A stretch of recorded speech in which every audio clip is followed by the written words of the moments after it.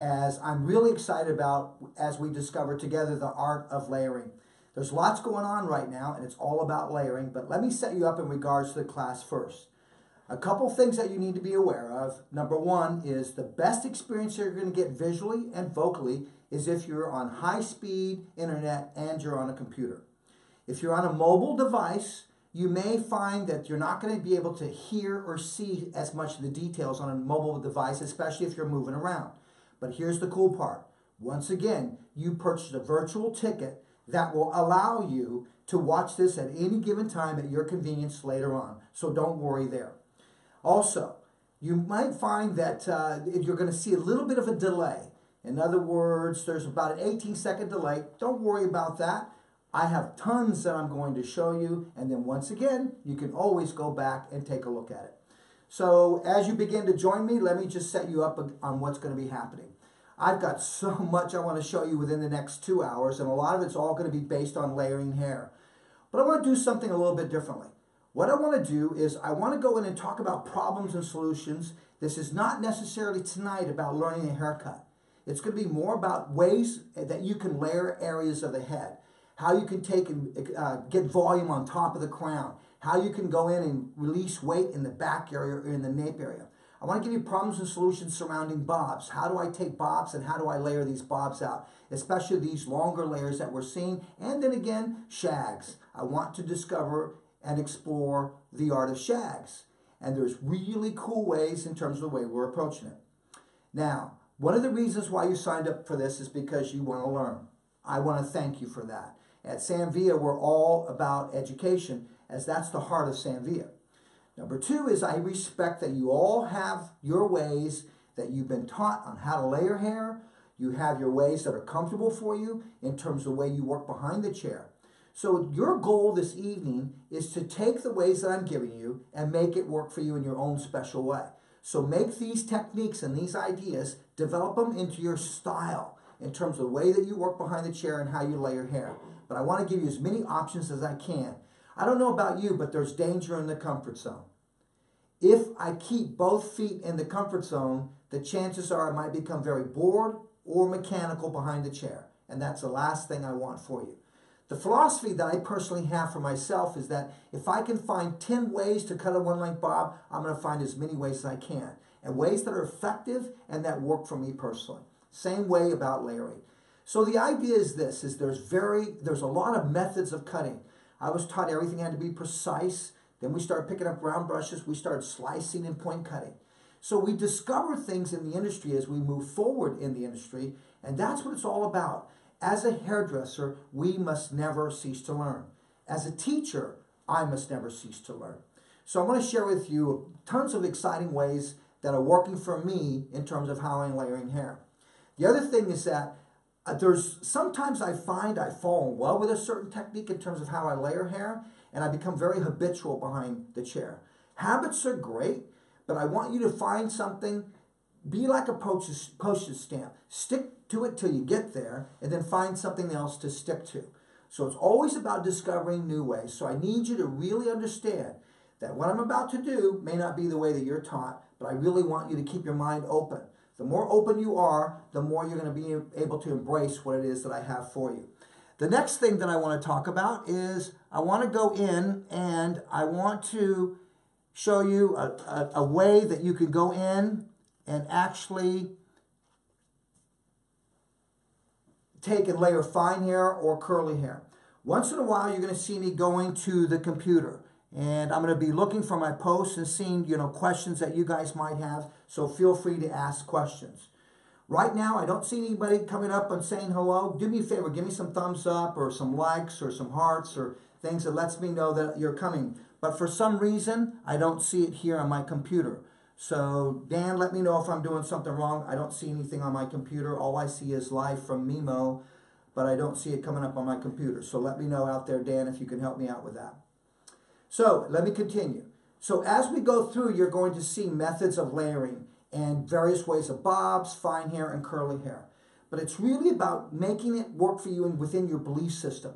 Don't become so habitual with something and stay with it. Remember, we're talking about discovering ways that you can find things.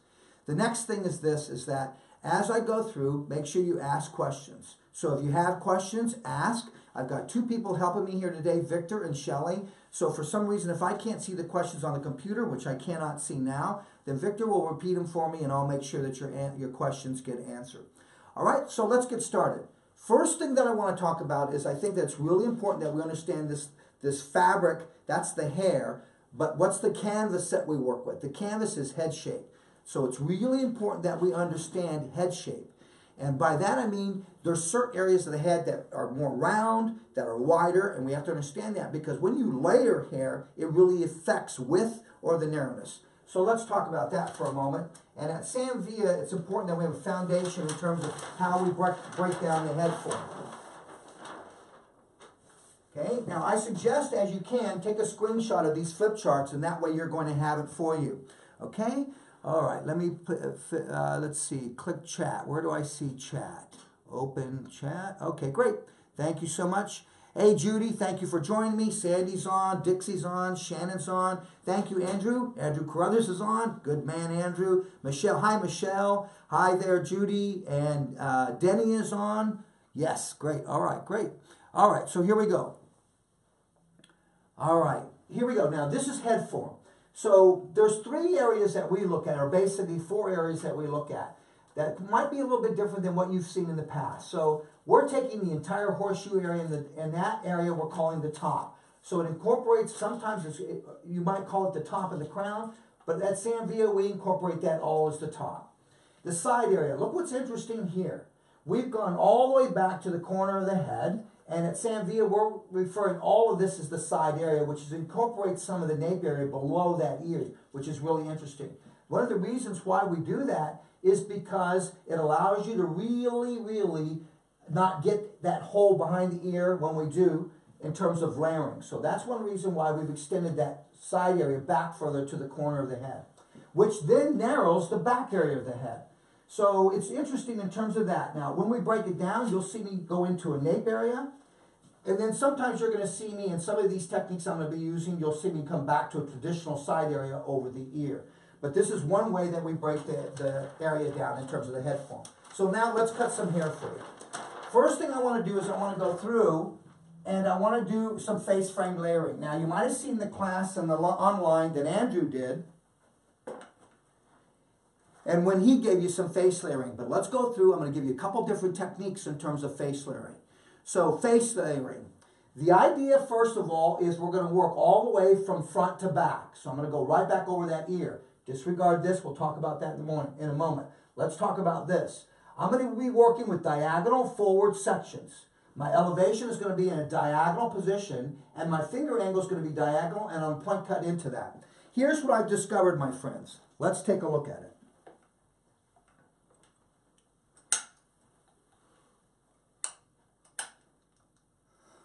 All right, here we go. Hey, Montana, Academy of Salons. Glad you guys are on. Thanks so much for being on. All right, here we go. Face frame, very simple. In the past, what I would do is I would take a diagonal back section, okay? And then with this diagonal back section, what I would do is I would pull this section forward and come in and cut an angle. But the difficult part was cutting the angle on the opposite side, and then sometimes that line would be way too heavy.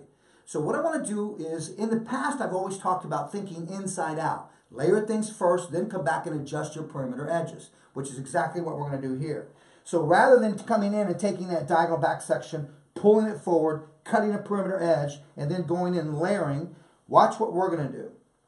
We're going to come through, we're going to comb the hair back. This is interesting now.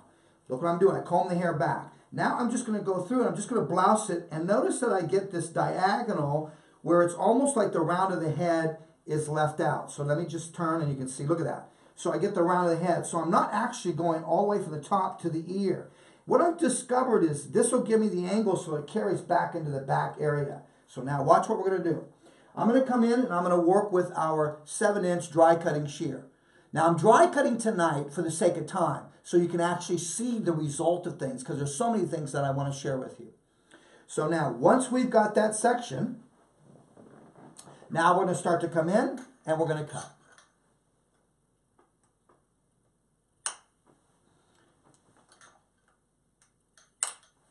The sectioning we're going to take is going to be diagonal forward. and we're going to work down the side of the head, bringing and elevating everything up in a diagonal position and point cutting and notching into that on a diagonal.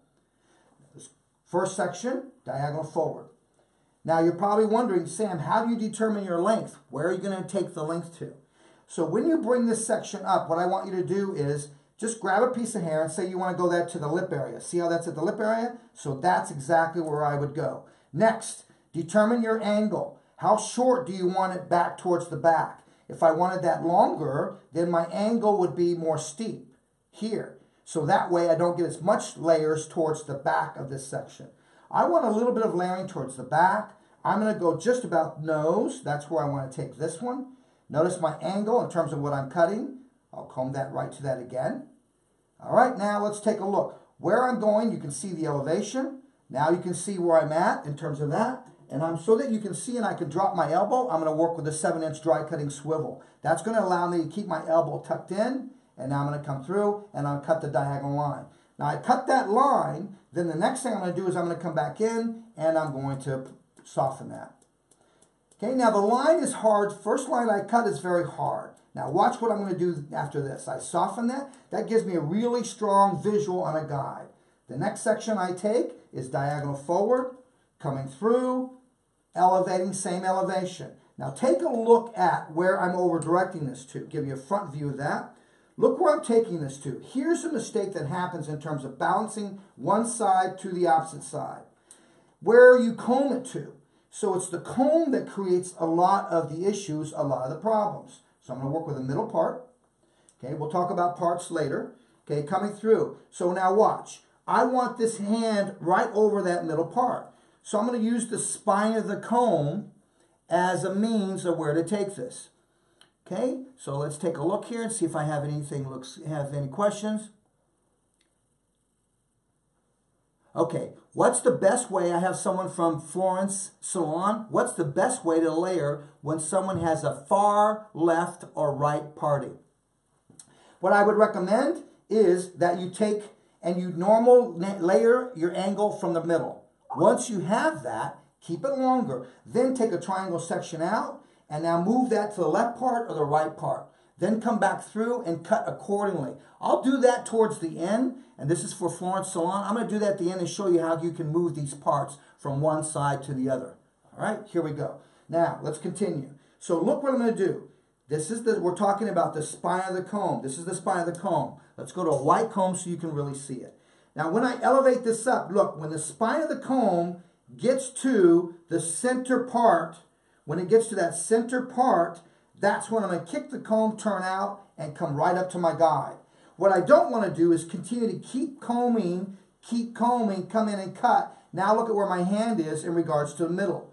I really over-directed this way too much. Now I'm throwing too much length off to where the hair is going to naturally sit. So use your comb as a means. Watch. When the comb gets to the center, I turn, I elevate up. There's my line. Now I'm going to come in. I have a solid guide. Now I come in and I notch that. Okay, once I've notched that, now come back through and fan and point cut. Now watch the shear. The shear is parallel to the hair. All I do is open and close. I fan and I move the fan. What happens is if I move the shear, then I'm taking off length. See how the shear is diagonal to that section? So I want to make sure I stay parallel. What I've discovered is if I keep the hair parallel to shear and now move the fan, it's always parallel to the shear. Now watch what's happening. Look at the angle that I'm getting that's moving back, but the angle is very soft. So I'm going to continue this line, diagonal forward sections. Okay, taking the section. Again, watch, I'm working with a white comb so that you can see. Watch when I come in. Look when that spine gets to her center. That's when I know I can elevate up to my guide. Okay, remember, combing is where we get ourselves in a situation or a problem. Right to that center, to the guide, and now notch into it. Now watch me go at a diagonal. So see, I'm going diagonal, diagonal, diagonal, diagonal. The first guide that I cut was a blunt line. That gave me a strong guide. Then I softened that. That created that soft guide for me. The second one, I notched it on diagonal. If I go in and cut it blunt, now you're working twice as hard to re-soften it. Cut, notch, come back in, watch me adjust my notch to my guide. Okay, now I'm going to adjust that to my guide. And look how I'm softening to that. So Sam, are you staying right on the guide? No. I want this angle, face frame angle, to be very soft as it sits around. I'm not looking for it to be a hard, blunt line. See, I want this soft as it falls around that face frame. Okay, now we go to the back, working to the back, checking to see. Let's see. All right, checking to see if I've got any question. Okay, here we go. We're going to keep going then, all right? So now I'm going to continue. My last section, look at this, all the way up. Let's take a look at the section again so you can see the sectioning.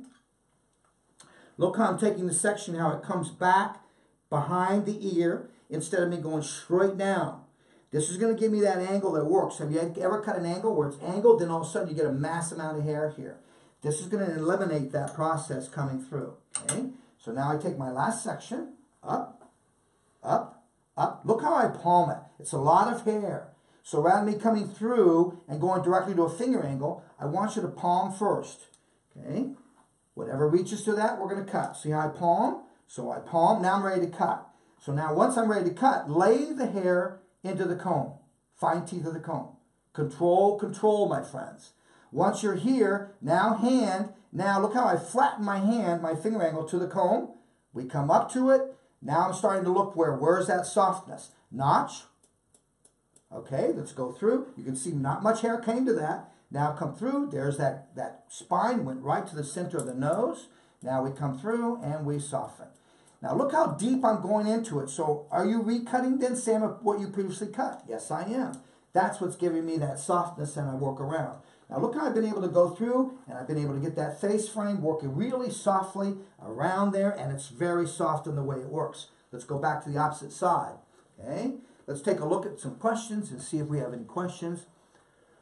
All right, Eve. I'm going to come back, Eve, and I'm going to show you. Eve is asking me a question. What about someone with really long hair? I'm going to come back and show you a way to layer long hair. Because when I layer long hair, I don't know, when you go and you cut this angle, what happens is I lose a lot of length back here. So I'm going to come back and show you that in a moment. And that would be for Eve. Okay, Shannon is asking, how far back behind the ear are you? All right, Shannon, I'm going to show you on the opposite side. Michelle, are you using the fine tip of the comb through the whole haircut?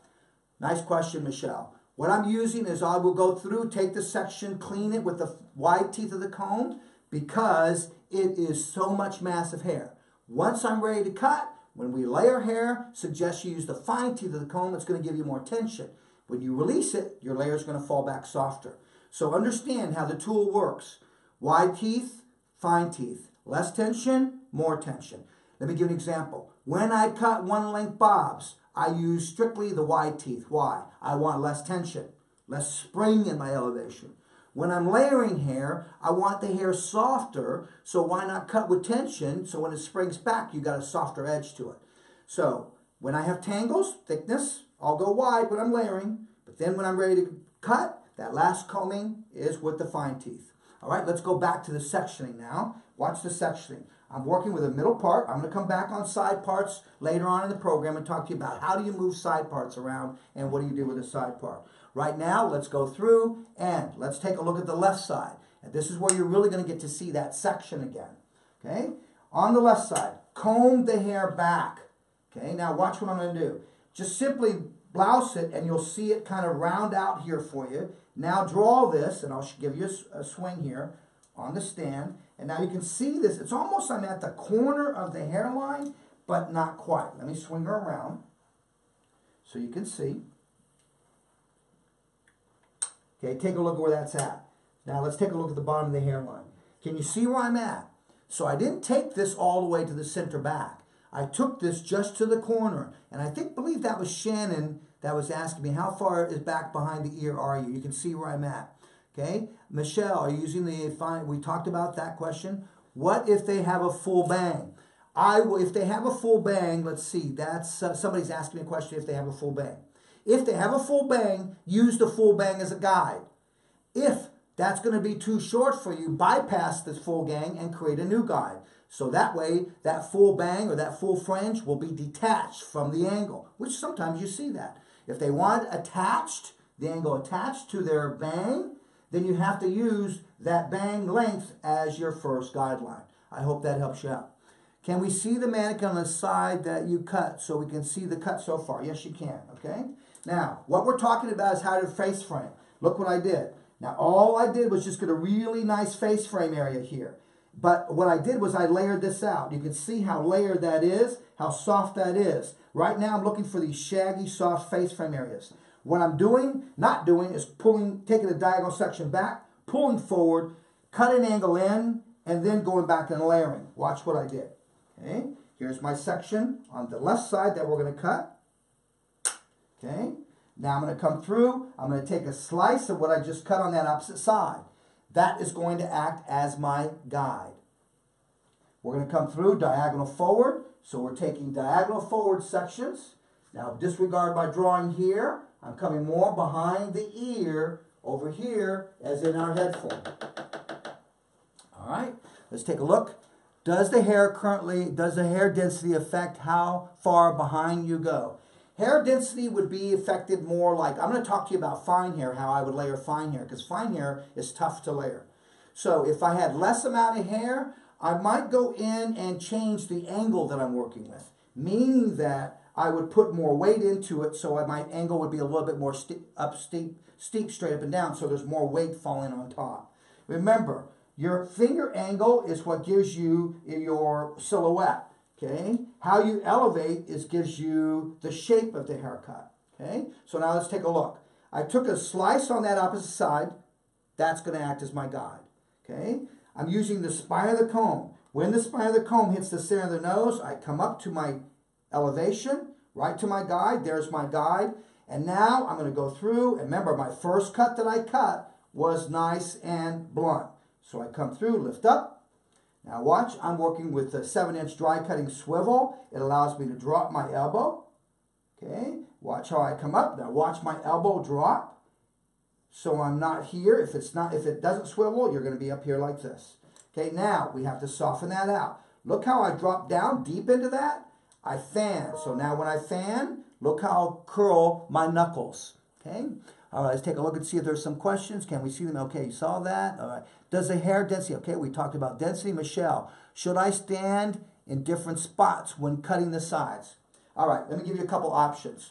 All right, Michelle's asked, where do you stand when you cut opposite sides? I am now cutting the left side. Look what's comfortable for me. Here. Now, could I stand on her right side? Sure you could. Okay?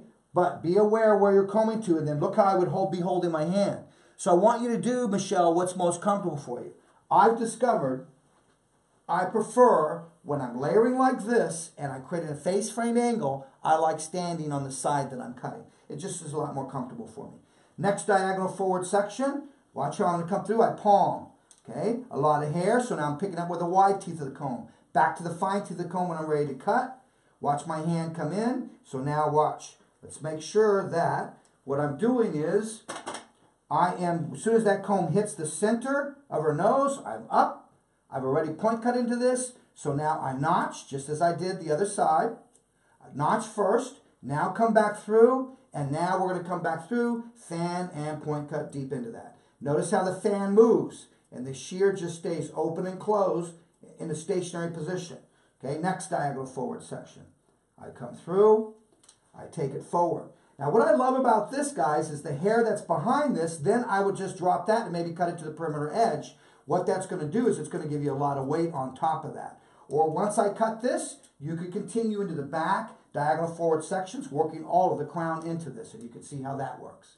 Okay, coming through, staying with the point cutting, move the fan, and notice how deep I'm going into that. Another section. Stay consistent with your sections, especially when you're layering. What do you mean, Sam? Don't take a fine section, then a big fat section, fine section. That's when your layering is going to get bumpy, and use the flow of your layering. It doesn't move back in a consistent pattern or consistent way. Coming through once again, point cutting that. Notice the fan move, shear stays still. Okay, and now my last section. Okay, notice the wide teeth, a mass amount of hair. Notice how I take the hair, whatever reaches, I take. Okay, now notice how I palm the section when I have a mass amount of hair. Okay, once again, for those of you who are joining me, I'm cutting dry. We're creating face frame layering. I'm going to give you a lot of stories, a lot of solutions in terms of layering hair, all types of different hair. Coming through. Now watch what I'm going to get. Look at the angle that I'm getting out of that. And yet what I love about that is that angle is very, very soft in the way that it works. And once again, now you can start to work with this on the side, depending upon which side does she move it. So now you can start to see there's a line there in terms of that. So how would I make this go to the side? Drop this down, the 7. Let's put that away, and let's go to a blending shear. So now I'm going to work with the reversible blender. So this is when I want something to move to the side. So let me show you this, and I'm going to come back and grab a question that I see there. So let's go to the side. So let's say she's moving it from her left to her right. Okay, she's moving it this way, from her left to her right. Okay, so what I want to do is I'm going to take a diagonal forward section. I'm going to come through. Okay, now I've got lots of other things I'm going to show you. Some of you have seen me do this many times. Okay, diagonal. Now look at how I place that shear in diagonal. So it's shorter here and it gets longer.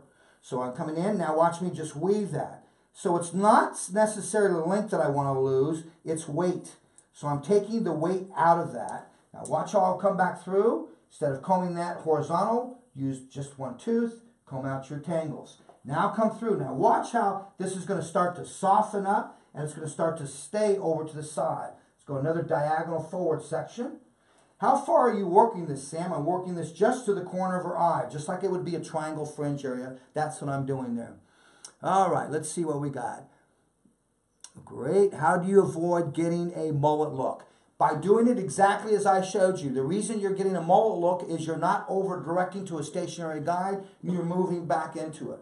So what happens is because you, instead of staying stationary to a center part, you start taking second section here, third section here, fourth section. Now what you're losing is the hair in front of the ear. Why? Because the hairline jumps up. So that's how you can avoid getting a mullet. Take that section back behind that ear and stay diagonal forward with it, elevating to a diagonal position and cutting in diagonal, and you'll stay away from a mullet. Okay, coming through. Now watch how this has a little bit more flow to it, and now how I've lost that hard line on that side. So once again, this is a great way to create face frame layering and going in and creating layers at the same time. And I'm talking about a face frame layering that has the ability more or less just to kind of float back, if you will. Okay, remember, I'm showing you a lot of technique, guys, in terms of cutting. All right, so now let's move. I'm going to come back, and you'll see me do a couple other things here. Let's move to another technique, and we'll switch out. While we're doing that, I'm going to come back in, and I'm going to take a look at my questions and see where we're at, and I'll set you up on the next technique I'm going to share with you. All right, thank you. I hope this makes sense. Someone commented out there, it makes a lot of sense so far. Well, the Invisalign shear worked the same. Okay, now Invisalign. The Invisalign shear, I like using that to get hard lines out of my blondes when I layer them, which you're going to see me layer some blondes. I'm going to talk about that. So I'm going to come back and talk to you about the Invisalign. The Invisalign, I've discovered, does not work as well in the fringe area. Why? Because it's not going in and giving me enough hair to cut. And I'll talk about the difference between Invisalign and reversible shear later on. I'm going to show you how to use it. All right, let's take another question. Let's see. Okay, on what shears? The shears that I worked with, I used a 7-inch dry cutting shear for face framing, simply elevating diagonal and cutting diagonal with a rounded diagonal section working back to the corners of the head. Now, let's go into another one. Okay, so we did this one. All right, so now let's talk about long layers. All right, so this is that first, if you have really long, extremely long hair, here's a great way to layer long hair that I've discovered that works really well for me. Watch what I'm going to do. Okay, what I've done is I pre-sectioned underneath. So let me show you what I've got underneath. Let's lift this up. Okay, so what we've done is we've actually taken, almost, give you a profile view of it, almost like a circular or curved section that does this. So what we did was we went to our vertical transition with a comb, and where we see that horizontal transition, we basically took our line there, starting just about above that parietal ridge, working down and curving down to that corner back. I'm going to leave this hair out. Okay, now there's a reason why I'm leaving this hair out. I've discovered when you layer long hair, you lose a lot of hair in front of the ear, and you lose a lot of hair in the back, and that's when they panic with length. So do this. Take all of this hair, okay? Look how I've got all of this. And now look at how I've done this on both sides. Okay, now you can see it on this side. Okay, and you can see I've taken this section all the way down. Get all this hair out of the way so you can see it. All the way down into the back. Okay, let's show you a view of the back. So you can see a view of the back right here. Okay, just about at that occipital area. Watch what I'm going to do. I'll take another elastic. Okay.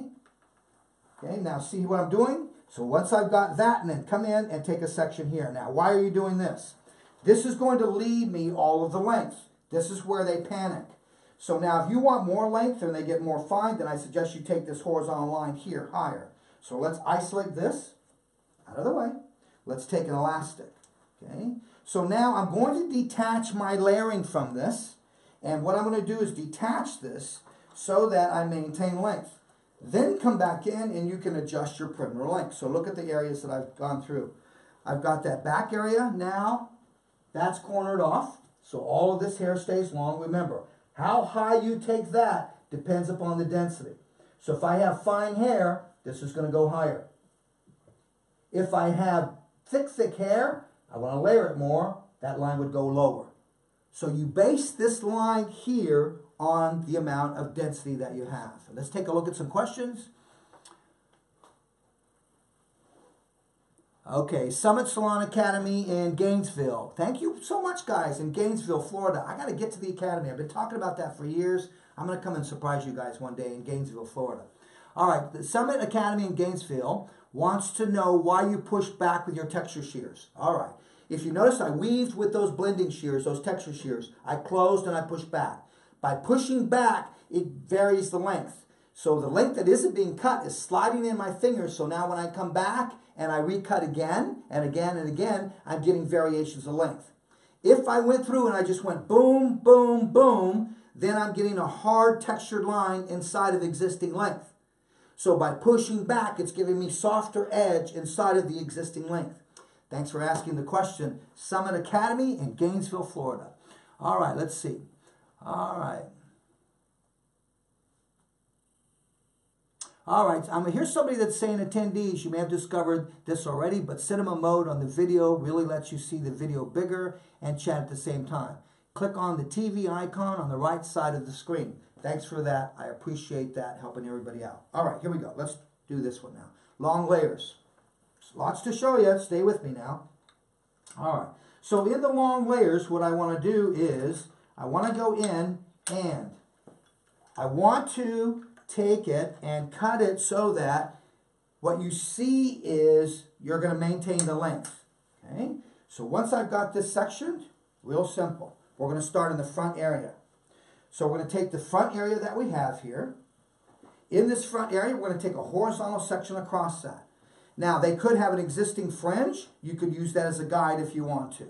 Okay? What I'm going to do is, this is a client came in with one length hair, really long, and said, I want to keep as much length as I can, but I'm really open for some layers.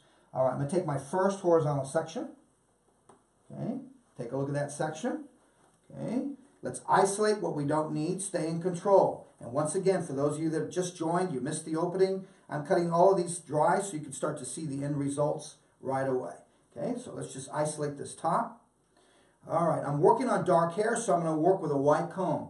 White comb for darker levels of color, and then a dark comb. When you see me move to blondes, you'll see me start to work with a darker comb. Why? So there's a little bit more contrast, so you can visually see your guide and the existing line that you're cutting. Okay, now let's come through. All right, first section I'm going to cut. I'm going to go through and create my guide.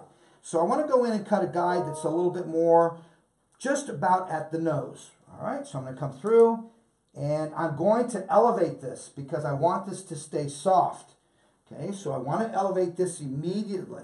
If I keep it down, it's going to hit too hard. So remember, the higher I elevate, the softer something is. So now we're going to come through and I'm going to figure out where I want my length. That's where I want my length. My hand remains there. I come through and now I'm going to give you a profile view so you can see my elevation. Look how I'm elevating that. Now watch what I'm going to do. Once I'm here, right to that nose.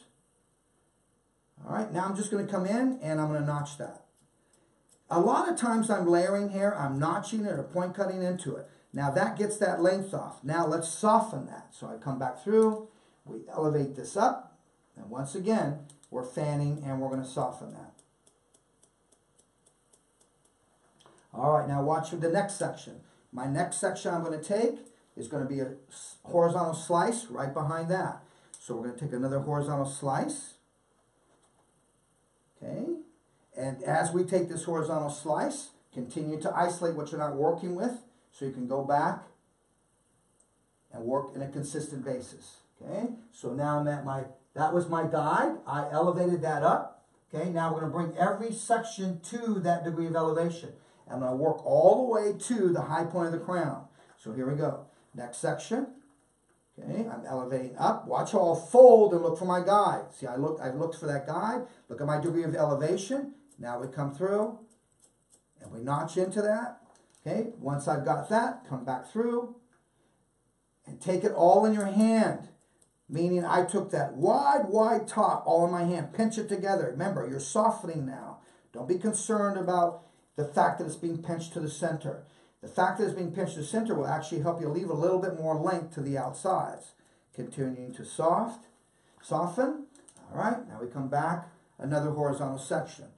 Once again, what point am I going to work to? I'm going to work to the high point of the head. Here comes another horizontal section.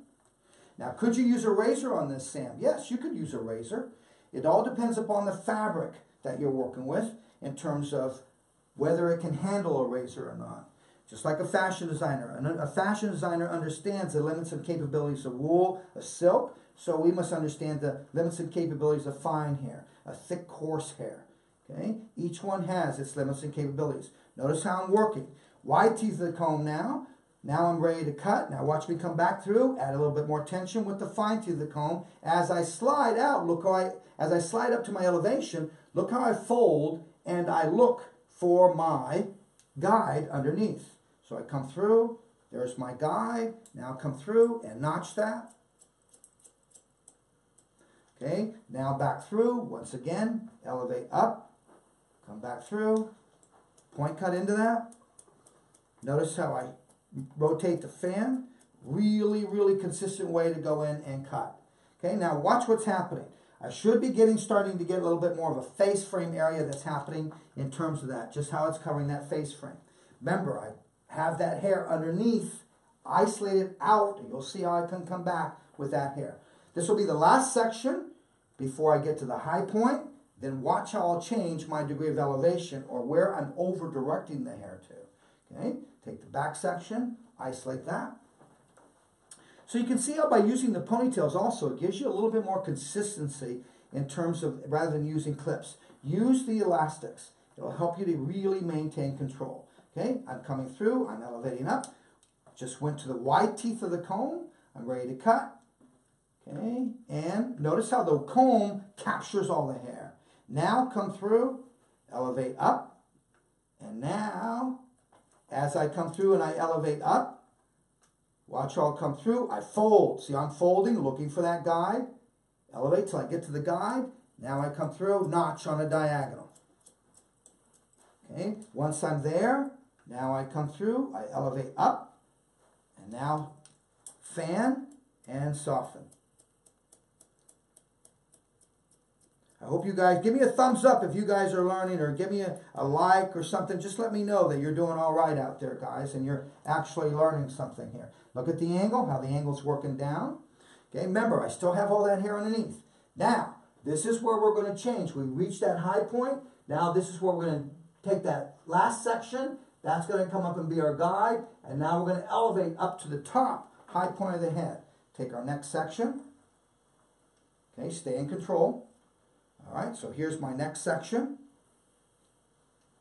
All right, so now I take this next section. I don't need all of this hair. Okay, now I'm going to take half of what I was holding. Okay, half of what I was holding. And now I'm going to come back up, and now watch where I'm combing to. Now I'm going to bring that right back up. Look where the comb's at. I'm bringing that back up into the high point of the head. Look at where my hand's going now. So now notice how I've changed from here. All the hair in the front was elevated to a diagonal. Now all the hair back in that crown area and down below in the back area is elevated more to the high point of the head. So I'm here, coming through. Notice how I hold my hand, palm faces me. That allows me just to come in a notch rather than going overhand. Now I'm going to switch to going overhand. Okay, so watch how I'm going to switch to going overhand. Oops, that probably came out of my elastic. I'm going to not cut that. Okay, coming through and point cutting. Stabilize and point cut. Okay, let's give you a view of that. Okay, so now watch how I'm going to stabilize, how that shear will stabilize. Doesn't move. See how it's parallel to the floor? Look at the fan move to that. Okay, release. Next section. Remember, where am I elevating to? Elevating to the high point of the crown. That's going to allow me to put some graduation back into here. Also, I don't want that back to look happy, meaning that I don't want a hard line here. So by elevating up vertically, almost in a diagonal position, rather than elevating out horizontally, I'm going to get softer lines. Okay, coming back up. All right, I'm going to stay right here for you, coming through. All right, now you can start to see I don't have as much hair starting to reach now. Okay, notch that. Now come back through, staying right at that high point. Now watch the thumb. If you're having problems trying to watch how I fan, look how I just fanned that. Now come in. Now for the students that are watching out there, from my Summit Academy in Gainesville and any other academy that happens to be watching, any of the T-Spot schools out there, Summit schools out there, what's really important is this. It's so important that you really listen in class and pay attention. Learn those foundations. It's so important. Don't do what I did, which I really skipped out on stuff that I really wasn't interested in. And then later on in school, I had to go back and learn it. So here's what I'm trying to tell you. Pay attention. Learn everything the teachers are telling you. The reason being is I promise you, you're going to need it at some point in your career. And that's speaking from experience in terms of what's happened. Now watch. I could stand back behind this instead of standing on the side. So once again, experiment with this and discover which position is easier for you to cut it in. That's what I want you to do. Today, I'm so glad that our paths crossed. The good Lord meant for our paths to cross. Yet at the same time, you understand, I'm just a messenger. Okay, you need to experience with these and practice until you've got it. And you'll discover maybe different ways that you might want to do it. Now watch what's going to happen. Now let's just take a look at what we created. And now look at what I've created here. Okay, look at the angle of layering that I have here, but I haven't cut this underneath. Okay, see how that underneath, how this is all going to fall over that. So now, let's take out the elastic. Okay, now watch what I'm going to do with that underneath. Now take a look at that. Look how that collapsed. Okay, and look at how she's still got all of her hair underneath that. Okay, just a great way to go in and layer long hair without going in and taking off the length. Let's get the last elastic out. And now what I love about this, guys, is, and you could see, you could come back into this if you want, and you could simply cut a fringe into this if you wanted to. Or once you want, you could come back in and take a look at this. You could come back in, and say, okay, I want this to have a little bit more of an angle in the front. When you want that, here's what you do. All you do is you come in, you go diagonal forward. Remember, you need to save length. I want you to move way over, and I want you to come past the center of the nose. Flatten your finger angle out and just take off any of that top corner that you need to take off. Take that off. Now watch the angle start to continue down into the back, into that back area. So once again, just really cool ways in which to do this. So hope you learned something in terms of how do you layer long hair. This is a cool way to do it. Let's see what questions we got. All right. All right, great. Hey, Terry Boyd, thank you, brother. Terry, my dear, I hope you enjoy that. All right, good. Yes, somebody asked, Terry Boyd asked me, are those the 7-inch dry cutting shears I'm using? Yes, they are. Okay, question. Let's see, Yasmin. Somebody's asking Yasmin, can you do this with natural curly hair? You could do this with natural curly hair, but remember, you're going to get more of a solid silhouette out of natural curly hair. A lot of times, I think natural curly hair, I love working zigzag partings with natural curly hair. So when I work with natural curly hair by using zigzag partings, what it does is it really gives me much more of a deconstructed shape, which you need with a natural curly hair. All right, guys, so you can just start to see how that's working. This, to me, is a great way to layer out long hair, at the same time maintain some weight and some density at the bottom. Once again, I would do the same thing on the left side. Once I did that horizontal layering into the top area, now come back diagonal forward as I showed you in the first mannequin, how to create face framing. But remember, you want to maintain length. So because you want to maintain length, you have really got to adjust this finger angle out here. Okay, so now watch how I'm going to go extremely, extremely, extremely flat and take off whatever it is that I need. All right, let's take a look. All right. Can I use this layers on clients that don't like have face framing? Yeah. Here's what I'll show you a way to layer hair that is, let's say somebody has a bob and they just like it one length, but they don't want any face framing, but they want some volume up in here or some layers moving back. I'm going to show you how to do that. Robledo, I think I pronounced that right. All right. Yeah, it's great on thick hair. Can this cut be good for a thin hair client? Thin hair, let's talk about that. With thin hair, I want you to zigzag out the hairline. With fine hair, zigzag out the hairline. Come over here and take a look. So this is what I would do with fine hair. See how I zigzagged all that out? Now do your diagonal forward to a stationary guide, working down all the way down to the back, all the way down. Bring it vertically up, cut your diagonal line. By dropping out the hairline, what you're doing is you're actually going in and you're leaving all that perimeter weight. Remember, fine hair. You ever watch them sit in your chair? Those clients, they sit in your chair and they do this. They bring all the hair forward, they grab their little length and they say, please don't cut my length off. That's because they've been over-layered in that front area. Remember, this hairline is higher, this hairline sits lower. Because this hairline sits lower, there's more mass of hair back here, less mass.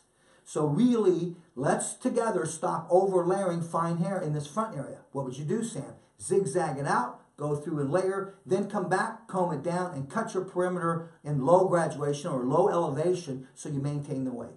That's how I would go in and take it with fine hair. All right.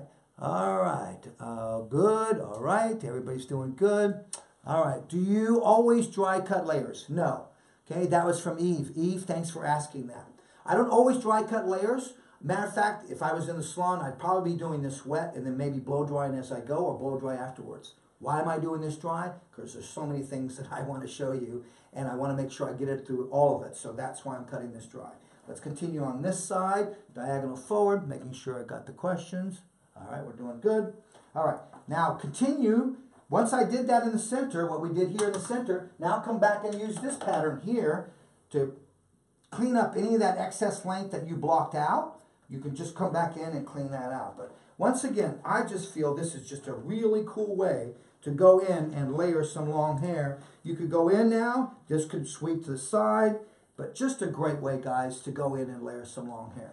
So what do you say we move on? Let's get to another pattern, and let's go now into something I really enjoy sharing with you, which is how do you quickly get a face frame? Remember, we've been talking about face framing. That's what we've been talking about, okay? You saw that on really long hair with some layers. You saw me show you how to create a face frame. Let's show you another way to do it. Now, don't panic on me, all right, because I can only show you how to do this once. All right, so we're going to work with a middle part, okay? Then what I'm going to do is I'm going to go back and get that same diagonal section roundness that I had. I'm going to get that also on this. Okay, so watch what I'm going to do. Okay, and I'm going now. We just did long layers. Now we're going to twist it.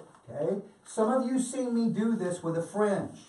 Okay, this is what we just did. Let's talk about what we're going to do now. Some of you have seen me do this with a fringe, twist cutting a fringe. Well, you can twist cut face frame also, which I'm going to show you. So let's take a look, couple questions before I move on. All right, best way to face frame, I tend to take too much from the front. Okay, too much from the front. Then what I want you to do is isolate that in the front. If you take too much from the front, come back to this technique. Zigzag this out, and that way you're not taking out too much of that front area there. Okay, so let's go through, let's take a look now. And let's go through and talk about how we're going to go through now and twist cut this. All right? Take another question first. All right. Yasmin, how can you cut it wet if you're texturizing as you go? Great question. I would cut it wet, then I would dry, then I would texturize it. All right, so that's why you watch. You asked me if you've ever seen me at a show. Sometimes you'll see me or hear me talking about blow dry as you go. So, for example, you might see me cut a bob. I'll cut the nape, then I'll blow dry it, and then I tweak it, meaning I might texturize it, I might cross-check it, etc. It's the same thing. I agree with you. You want to texturize when it's dry, not when it's wet. So make sure that you understand. Put the base in like I did, all that point cutting. Okay, point cutting. You can notch it and point cut when it's wet, but you're going to make it chunkier. My suggestion would be go in, get the notch in, now come back through and point cut. Or do what I did. Dry it all, come back in and dry cut it so you can really see the cutting edge. Remember, dry cutting is a physical exercise for us, the hairdresser. It's not for the benefit of the client. Meaning, when you cut dry, especially when you layer, you will be able to visually see the end result. Meaning, did it fall soft or did it fall heavy? Sometimes you don't see that till after you dry it, and sometimes the heaviness is created when the hair is too wet. Okay, just as a personal opinion that I have in terms of dry versus wet.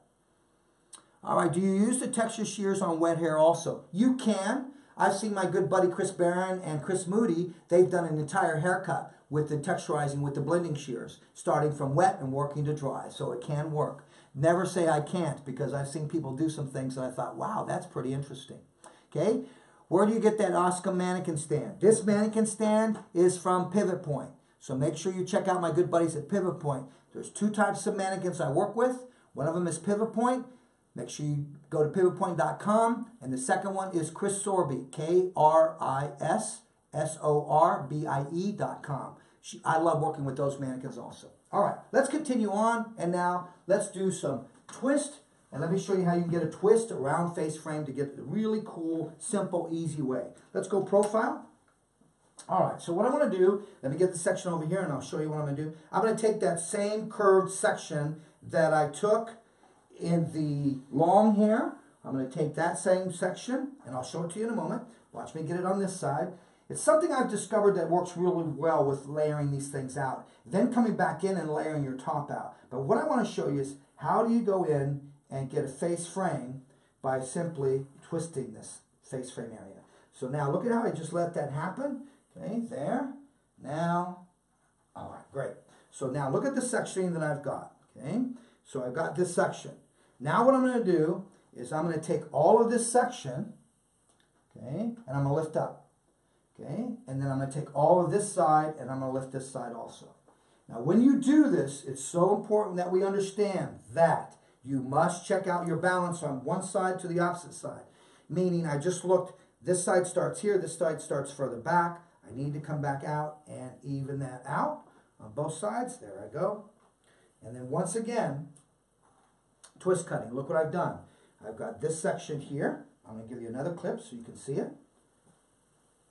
All right, so let's take a look. I basically have done this. I have taken a section, I'm going to draw it with my fingers because I know this mannequin is dark in color, that goes like this. So it comes back. It does this. I'm not taking a high point and straight down to the ear.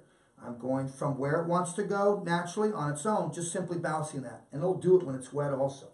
Now once we got that section, we're ready to cut. Now this I can only do for once. I'm going to give you a 3/4 view so you can see what I'm doing. Take this side up. Okay, you're going to take it all at once. Okay, so difficult to control. It takes a lot of combing practice to master this technique. Now I come through, I elevate. Okay, now as I elevate, whatever drops out, I let it drop out. So if some of that hair wants to drop out, that's fine. It's not going to reach. Don't worry about that. Okay, I come through. I figure out what's the length that I want inside of that. Okay, you could take the two corners that you see there as my guide. These corners here, Sam, what are you talking about, those two pieces? That is from in front of the ear and in front of the ear. So I can use those two as my guide if I wanted to. Now look at the degree of shortness inside here. Here's the technique itself. Here, elevate up. I come through right hand in, flat. Left hand points down. Right hand points down. Let's do that again. Elevate out to you. Okay, so I'm elevating slightly high. Okay, once I'm here, I come through, place my horizontal, my right hand, my cutting hand, place it horizontally where you want that length. Rotate it vertically. Left hand comes back in and takes over exactly where it was, and I rotate. Now I come through and I'm going to take the 7-inch dry and I'm going to cut a horizontal line. One horizontal line. So now let's examine this before I release. Look what happens. Outside here travels all the way to the opposite side. Outside travels all the way opposite side, and the center stays where it's at. So what happens when you release this, you get an angle that does this, and then you're going to get an angle that does this on the opposite side. So I've been able to get an angle on both sides. So now once you've got that, now you could come in and you start to do your layering. Maybe you're going to go back to that layering pattern that I did where I took diagonal forward sections and up. But I got to tell you guys, this is such a cool way to get an angle here rather than taking it section by section. I'm going to warn you, it takes time mastering that combing. Take your time, comb it again and again and again and again. Oh, I heard Michelle. Oh, yeah, it's scary. Michelle, it's scary, but once you learn it, once you practice and do it, you're going to be excited how you can do it. Listen, if I can do it, you can do it. You're a human being, I'm a human being. The only difference is I practice this more than you, so it can be done. Take a look at some questions. All right, let's see.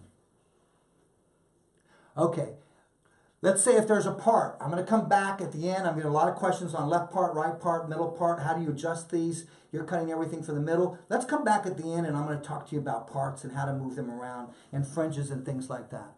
Yeah, the first twist, and I got to tell you, this whole twist cutting concept, it is magical, but it takes time to practice it. Okay, I'm going to come back and later on, I just wanted to show you how to get a really cool twist around the frame there. And I've discovered, if you notice, I no longer go from front to back. I've discovered I now go in a curve section working back to those corners of the head. Once again, that's what we figure is our side area. It allows me to leave the length and no hole. All right, let's move on now. I want to go to underlayering. So we're going to talk about underlayering. Here's what we did. Okay, we're going to take this, we're going to place it over here to what we did. Okay, now we're going to talk about what we're going to do. All right, so let's talk about underlayering, and let's go to a new mannequin. All right, and let's talk about underlayering. Now, March the 27th, Andrew Carruthers has a class online, on our online academy for March the 27th. Undercutting and underlayering now and detaching haircuts has now become a technique. Just like an ombre was a trend, and now it's become a technique. But detaching haircuts, disconnection, and underlayers and undercutting, Andrew's going to have a great class on that March the 27th for our online academy. Make sure you sign up. You can go to samvia.com/workshop. The code is going to be undercuts, UNDERCUTS. If you use that code, you'll get another 20% off on the $35 virtual ticket price. All right, so let me talk to you about something. All right, let's take a scenario. Let's create a scenario. I've talked about this in classes, but I want to show you where this has led me to. So let's talk about this really simple first. If a client comes in and the bob underneath is requiring a lot of time to dry, and they say, it takes me so long to dry the hair back here, Sam, what can you do for me? Well, a lot of times in the old days, I might wipe it out, meaning I'd undercut it. I'd go scissor over comb. Not a lot of clients went for that because scissor over the comb was pretty raw. It's pretty drastic. So what I want to talk to you about is more of an underlayer. So an underlayer is basically cutting something that goes from short to long, that does this angle. So here's a really simple, easy way to do it. We're going to shift to a black comb, okay? Now we're going to come through and watch what I'm going to do. I'm going to separate front to back. So let's separate front to back, and let's go traditional front to back with this particular technique. So look how we're using a dry cutting clip, and we're taking the clips. Dry cutting clip has an elastic so that you don't get a mark. Okay, I can do a fresh flat iron haircut, or I could do a flat iron trick, come in and clip it, and I'm not going to get a mark on it because of the elastics. Also with the elastics, you're going to find that they don't slip as much and they can hold a mass amount of hair. So we're going to go through and we separated front to back on both sides. Okay, now what we're going to do is we're going to come to the center back And we're going to go right up at the top of the ear, and I'm going to come through, and I'm just going to take a section right at the top of that ear. Remember, I would probably do this wet so I have some control, but I'm going to do it dry for you just for the sake of time because there's so many things I want to share with you. All right, so let's take this area and get that up just so I have a little bit of control. Let's come over the opposite side. We're going from the top of the ear on both sides. Now, how high I go, once again, it's going to depend upon density. The higher I go, the more weight I take out. The less I go, the lower I go, the less weight you're going to take out. So it just depends on how much weight you want to take out. Let's take a look at a couple questions here. See what we got. Okay? All right, let's see. What is the best way to get movement on thick hair for clients that they say they need to be able to pull their hair into a ponytail for shoulder length and above?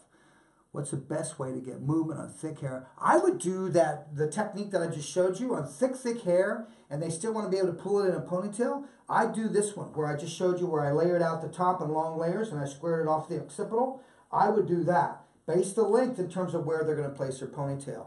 That's the approach that I would take on that one. Do you use a specific product to remove static? Yes, I do. Okay. And the product I like to work with is any static you get from combing through dry hair, light enough to not wet the hair. These are Frizz Dismiss sheets that I work with. These are from Redken. Okay, and I love these Frizz Dismiss sheets. What I'm actually going to encourage you to do is, oh, I just ripped it. But what I want you to do is you go through and you actually take a tail comb, okay, and you just punch holes through it, okay, and just punch holes through this, okay. So I go in and punch a bunch of holes through this, okay. Once you got the bunch of holes through it, I'm going to do this here. Take a paddle brush and just put this into the paddle brush, and then with a bunch of holes, it's going to go through, okay. I'll give you a little hint how it looks like. Now with this, what I would do is come through and I would brush this over the hair, so that will control the statics. But really just push this inside and just get all your little holes inside. And now just let the bristles come through, and then once again, just go in and just brush it, and it's amazing how it works. This is a great trick that I learned from Cindy Duplantis, a Redken artist from Canada, that has some great tips. Really recommend you check her out on Instagram. Okay, so now let's go through and let's undercut or underlayer this. There's a difference between an undercut and an underlayer. This is pretty much all one length. Okay, watch what I'm going to do. I'm going to read it. So I just push it and see where does it want to bend if I push it. That gives me an idea where I should be cutting that length.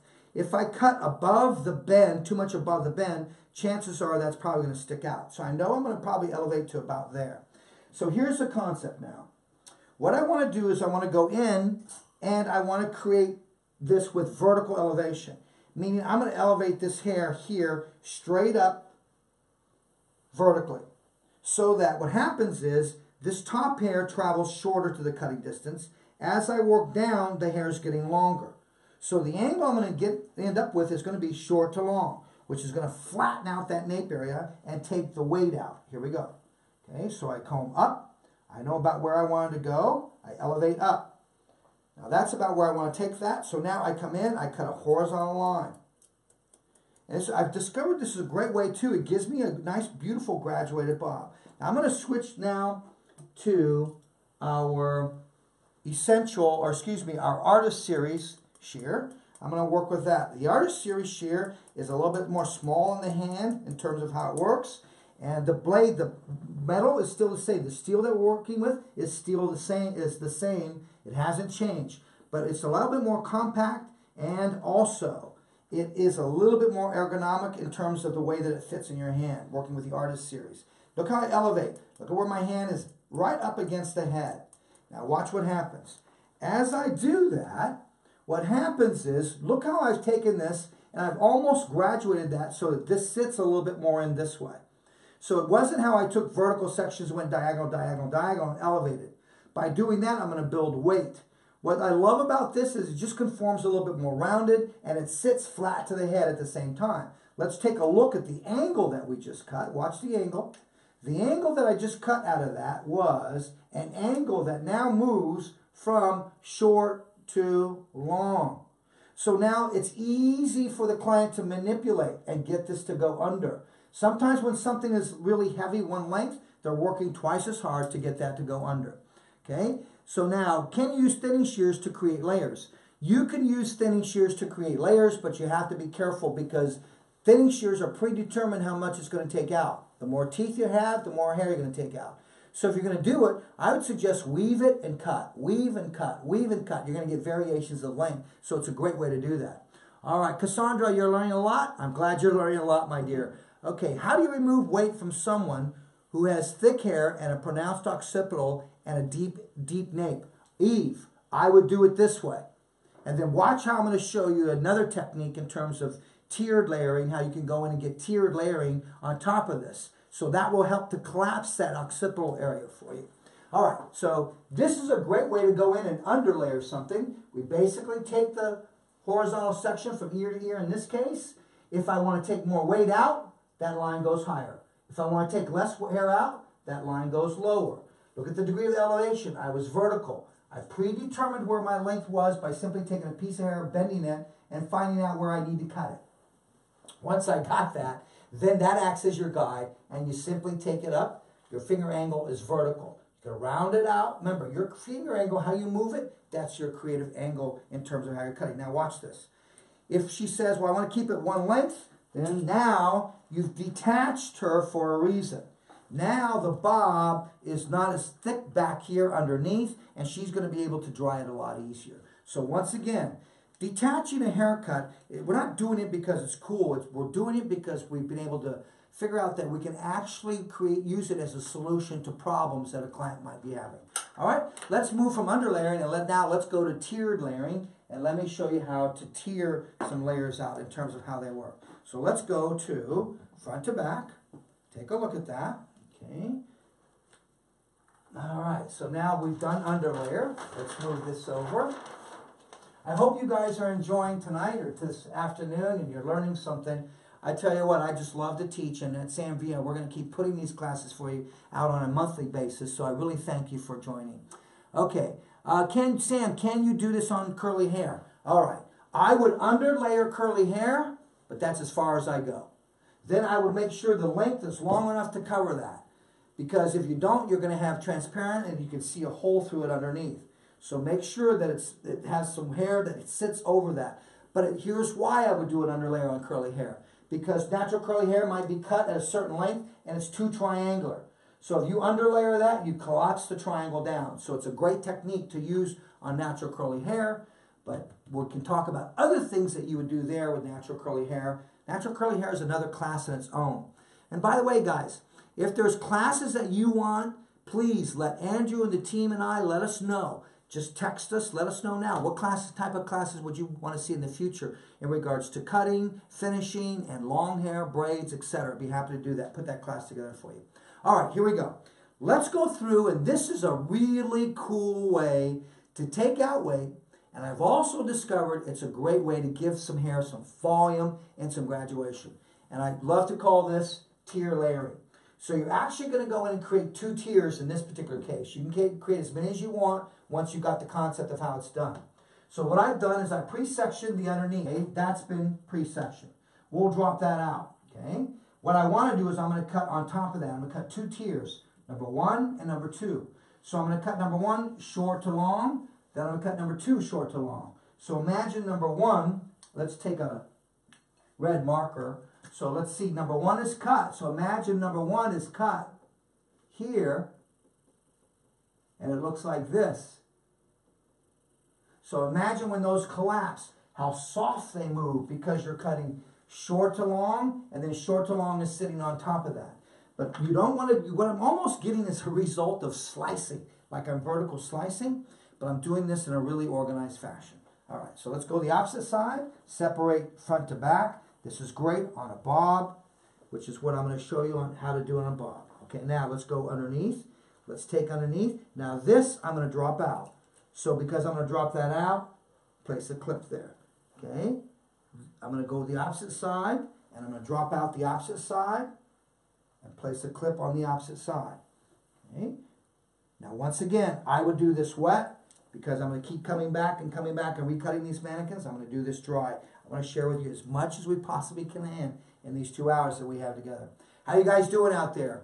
If you're liking this, give me a thumbs up. Just give me a hey. Just write down hey, hey. Let me know that you're learning something here.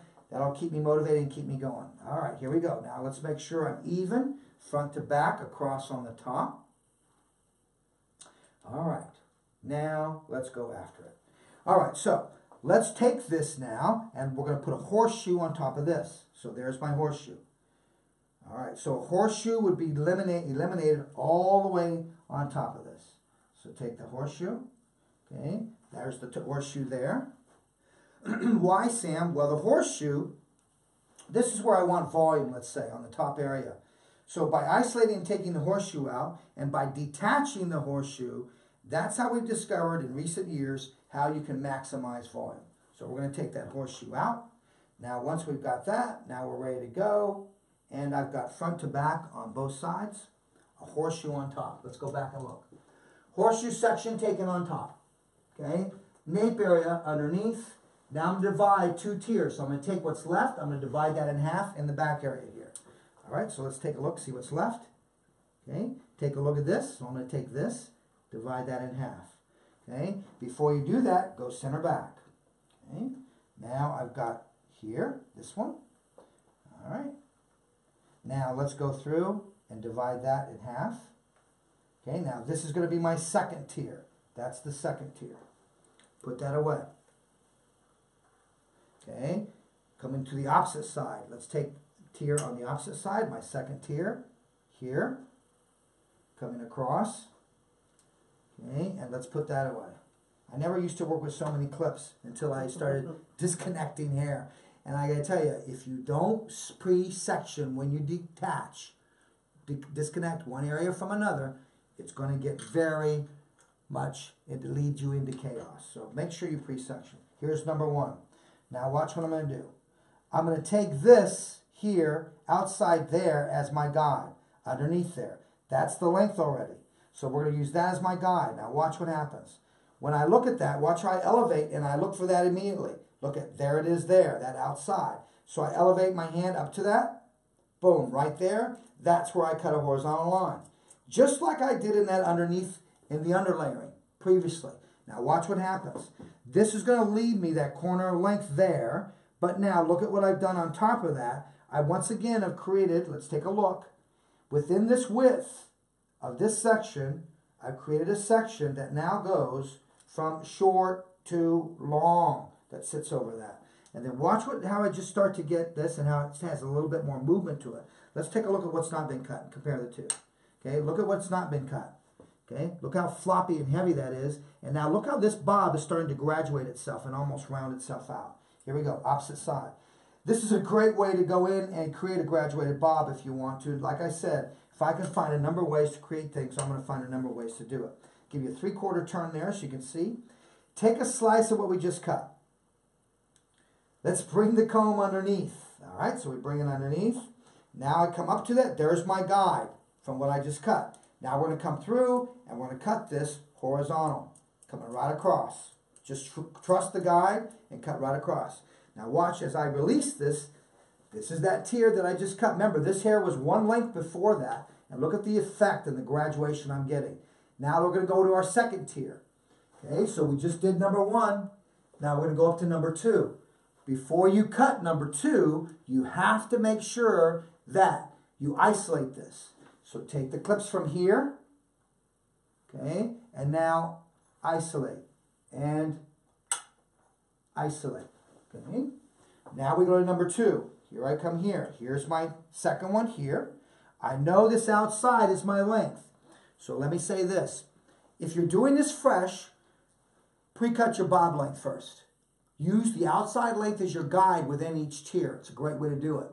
If you don't cut the length first and you want to go interior first, every time you take a tier, you have to take the bottom corner of this tier, the bottom corner, bring it down to your length, cut it, then elevate that up and use that as a guide. I've got a pre-cut bob which I suggest you do, then go in and tear it out. It's really simple. Okay, here we go. So I know that outside is my length here. Okay, reaches to that bottom. Great, that's going to be my guide. Okay, now watch how I'm going to take everything. Now watch how I stay square. Okay, let's give you a back view of this and I'll stand to the side. You can see it. Okay, look how that comb is square to the back. So I'm not angling this at all. If I angle it, I'm going to get too short on the outside. What I want you to do is I want you to make sure you're aware of what's happening. That's why I use a dark comb. Come through and stay square to that wall. So I stay square to that wall. Now I elevate when I get to that short corner on the outside, trust it and cut it. Now look what's coming off. The majority of hair that's coming off is that center back area. That's what's getting shorter. Because the head rounds, this is getting longer to the outside. How cool is this? Okay, now we come to the opposite side.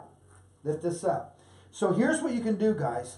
Try this. I've done this on long hair, and I've started the nape. Tier 1, Tier 2, Tier 3, Tier 4, 6 tiers.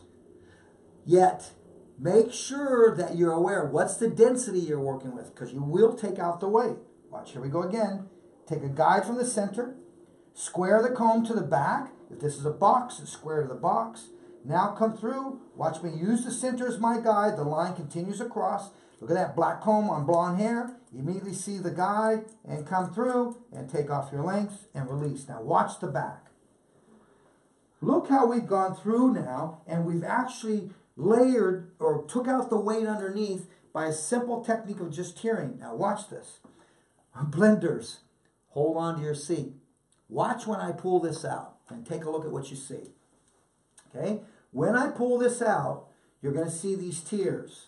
Okay, so now watch what I mean. So watch. When I pull this out, look at this one. There it is there from short to long and now short to long here. So you can see there's a little gap in there. That little gap is that short to long and then short to long that falls on top of it.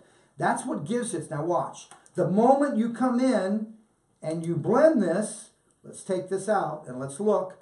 The moment you come through and you blend this, look at my tier, there it is there, okay? You blend this, now what you've done is you've lost the movement, okay? So watch how this hair, look how it's got some movement to it in terms of the way that it works.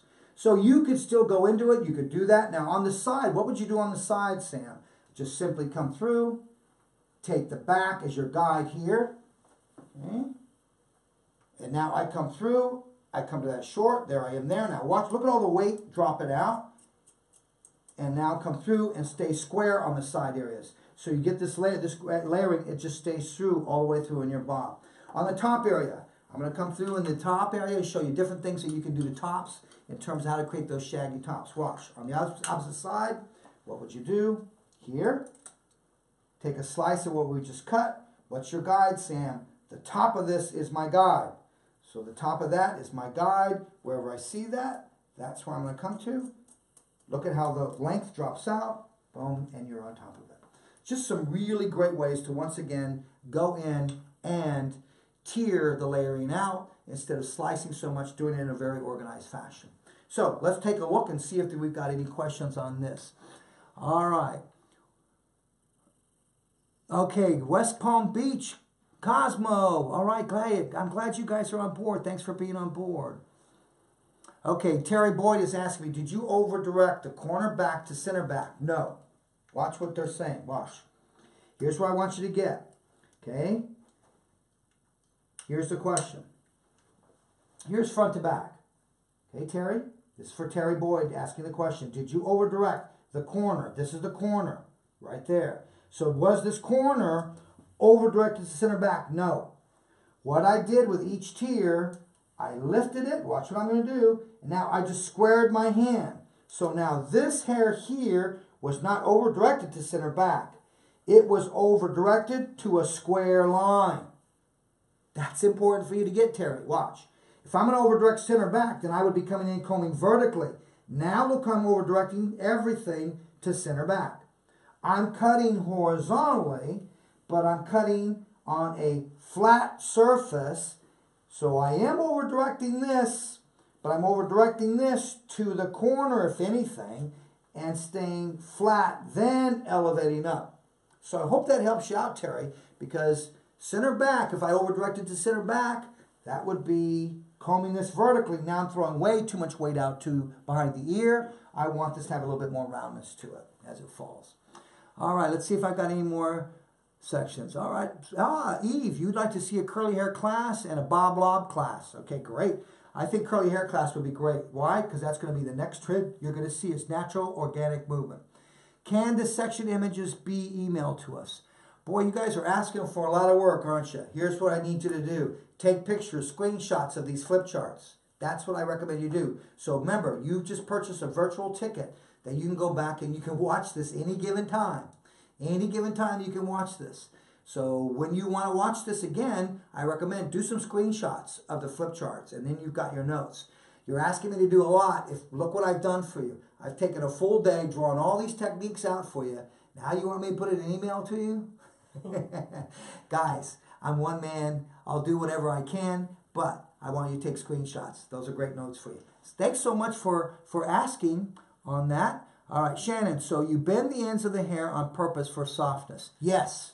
So, actually for softness. I want you to ask me that question again, Shannon. What do you mean by that? Do you bend the ends of the hair on purpose for softness? I think you might be asking me this question, I'm not sure. In order to find that guide, I bend it. See? Then where I bend, that's where I chose to cut it, where that curved section is. Where that C section is the bend, cut it just as it starts to bend. That way you're guaranteed not to cut it too short. Cut it too short, it's going to spit at you. Next thing is maybe you're asking me when I fan it, do I bend the hair? I'm actually bending my fingers. So Shannon, I tried to answer that question in two ways. Make sure I got that. Your question was, so you bend the ends of the hair on purpose for softness. Tried to answer that for you. Hopefully I got that for you. All right. So that was tiered layering. I've been using this one a lot. I'm going to have a lot of fun with that one. So now let's go into horseshoes and let's start talking about how are we layering tops and what are we doing with tops. Leave that mannequin like that for that top. All right, so now let's go into horseshoes.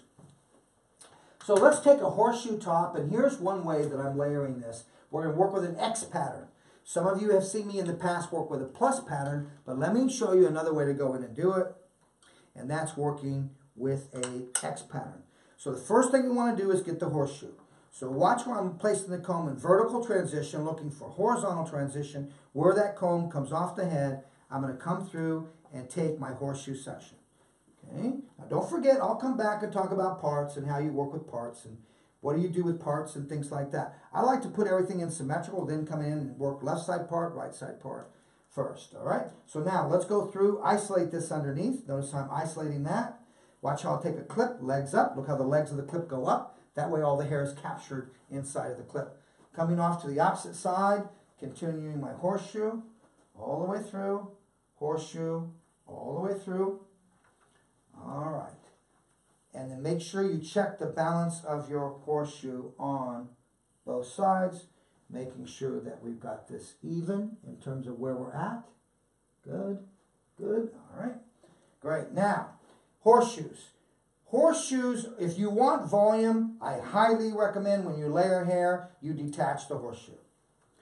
Blenders, you have to understand something. If I blend, what we've discovered is the blending action pulls volume down. That's why you go in and you point cut. That's why you go in and you slice. And the reason being is because you soften out the edge.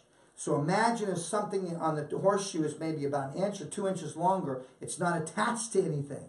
So because it's not attached, blended, now when you touch it, it gets frothy. Listen to the language, frothy. Frothy on the top. All right, so now I've got my horseshoe. Now what are you going to do? I need to isolate everything underneath. So make sure we come in and we isolate. Can you imagine if I go through, I cut the top, and I want to recut again, you're not going to be able to find your horseshoe section. All right, so let's make sure I've got that even on both sides. I feel comfortable with that. All right, now we're going to come through, and here's where we're going to make an X pattern on top. Okay, so I'm going to come through and make an X on top. So you're going to come from the corner to center. So here's what I'm going to do. I'm going to look for center. Okay. Now I'm going to come back through here to the corner where I had my horseshoe. Okay. See how I got why I got that? Now I'm going to come right to the corner of her eye. I'm going to make that X. Okay, so see my X, so I'm going to come right to the corner, there, and make my X. Okay, so I'm going to isolate that. I'm going to continue this diagonal line all the way to the corner back. So I continue this line across here. Okay, then I'm going to come through, and I'm going to take it from that point again to the corner of the eye. I'm going to isolate that. I'm going to isolate this back. Okay. And I'm going to show you all of these in a moment. All right. Great. Now I'm coming back to diagonal on top. Remember, look, I'm diagonal from the eye, center top, diagonal center top. Continue the lines on both sides. And now you have an X. Or you're going to see 4 triangles. You'll see that they are narrow at the top. I'm going to show you a top view of this.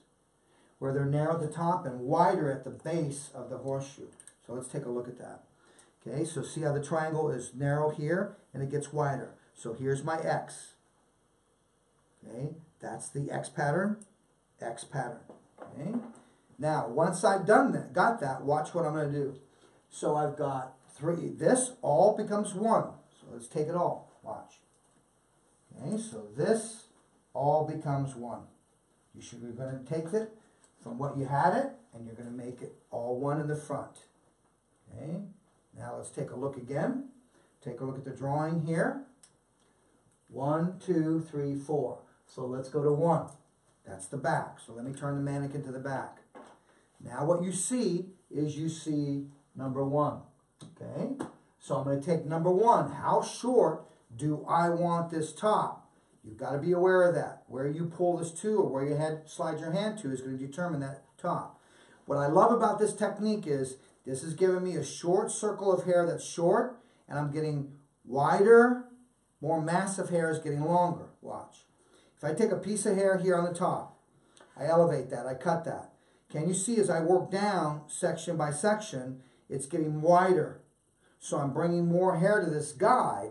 But as I go, it's getting short to long, short to long, short to long. So, but what I love about this is that you just see a small area.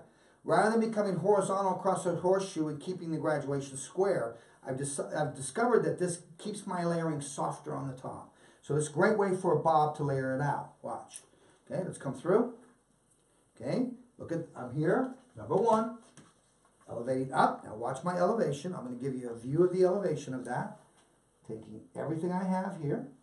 Whatever falls out, doesn't reach, don't worry about it. Okay, I'll give you a profile view of that. All right, here we go. Up. Okay, now look at what I'm looking. I'm looking underneath to see how long is that underneath. Because once I make this cut, that is going to be my guide. So I'm here, come through. Okay, and I come through, excuse me, didn't mean to do that. Come through. Now, just getting my guide. Now, because of this degree of elevation, and I'm with blonde hair, come in, guys, and soften and point cut. Now, you can point cut as you go, or you can notch it.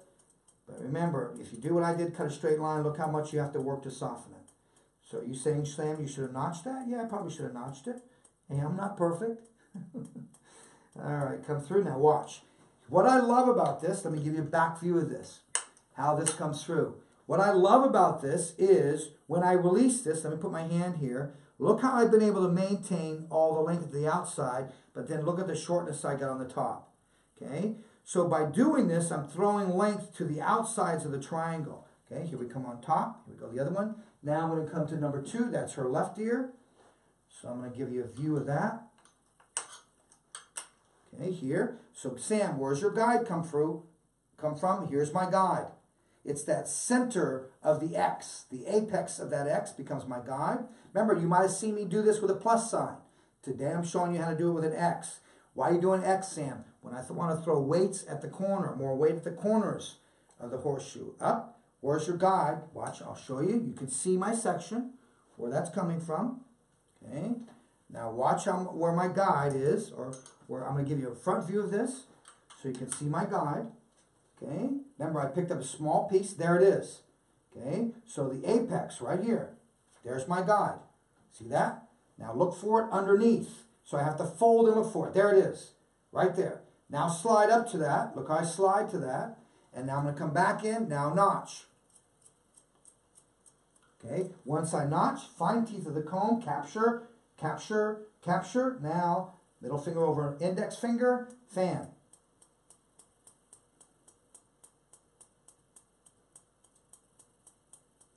Remember, all night long I've been moving that fan. Okay, now release. Now let's take a look at it so you can see it again. All right, take a look. Look how I'm keeping all of that length out to the corners. X pattern is great for a bob, working with a bob. Here we go, up the opposite side. Now what I'm showing you guys is how to layer out crowns, tops, especially on these shags. Watch. What I'm getting here is I should be getting an angle that goes from short to long. So rather than cutting this vertically and spinning around like this, look at the easy way Sam's giving you to go in and use an X pattern. Okay, let's go to, where am I at? Number 3. So let's go to the right ear. Okay, now let's go to number 3, the front. So I go to the front. Okay, now watch. Does this technique affect your bob, Sam? It's going to affect the front of the bob. So for example, let's say you just wanted to layer the top and not so much that front area. Then what you want to do here is just take a slice out and drop it out. Then what you're doing is you're maintaining the one length of that, the visual one length of that bob in the front, but you're layering everything behind it. So if you didn't want to layer this out, take a slice, drop that out, then bring this back to your guide. So here's where how I'm taking that up. You can see that from a front view. Now let's take a look at a side view. Okay, and now let's go for our guide. Here comes the guide. There's the guide. This is so fun, guys, and easy. Now fold and look. There's the guide right there in the center there. Now slide up to that. That gives me my degree of elevation. And now point cut that. All right, now watch what I'm going to do. I should end up with a small angle into that front area. Now we're going to come back through, and we're going to point cut again. So we come in, lifting up. Look how I'm going to leave the hair in the comb. Look how I captured it. See that? Now readjust my hand. Stop playing catch with the hair. Comb and try to catch it. Comb and try to catch it. What do you mean, Sam? Well, you're trying to catch it with your finger angle. Catch it with your hand. Watch Sam. Lots of hair. Hand. Hand. Comb, then hand. Now watch. Comb underneath. Lay the hair inside the fine teeth of the comb. Now come in and readjust. And now fan and point cut. Sometimes, guys, it's the details and the details that make the difference. It's those little things that can make a difference for you. So, yeah, it might look difficult, but it's practice, practice, practice. Watch when I release. Now, watch how I should get a little bit more of a roundness out of that, but I really am maintaining the bob. Look where my layers are at. I just love this technique for layering out a one-length bob. It's a great way to have control of it. Now, let's spin it around so you can see where I'm at. Remember, I got those clips underneath. I'm working just the top horseshoe here. Working with an X pattern, okay, X pattern. 1 went to 3, 2 goes to 4, 3 goes back to 1, and 4 comes back to 2. So now I'm on 4, her right ear.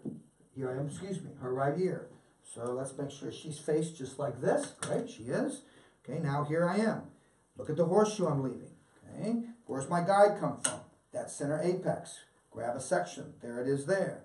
Now watch again. Comb. I'm ready to cut. Now comb. Catch. Now comb. Hand. Now let's give you a back view. Okay. Fold. And now look at that centerpiece right there. That's my guide. Up to that. Trust it. Notch, notch, notch, notch, notch. Okay. And come through and fan and deep point cut into this.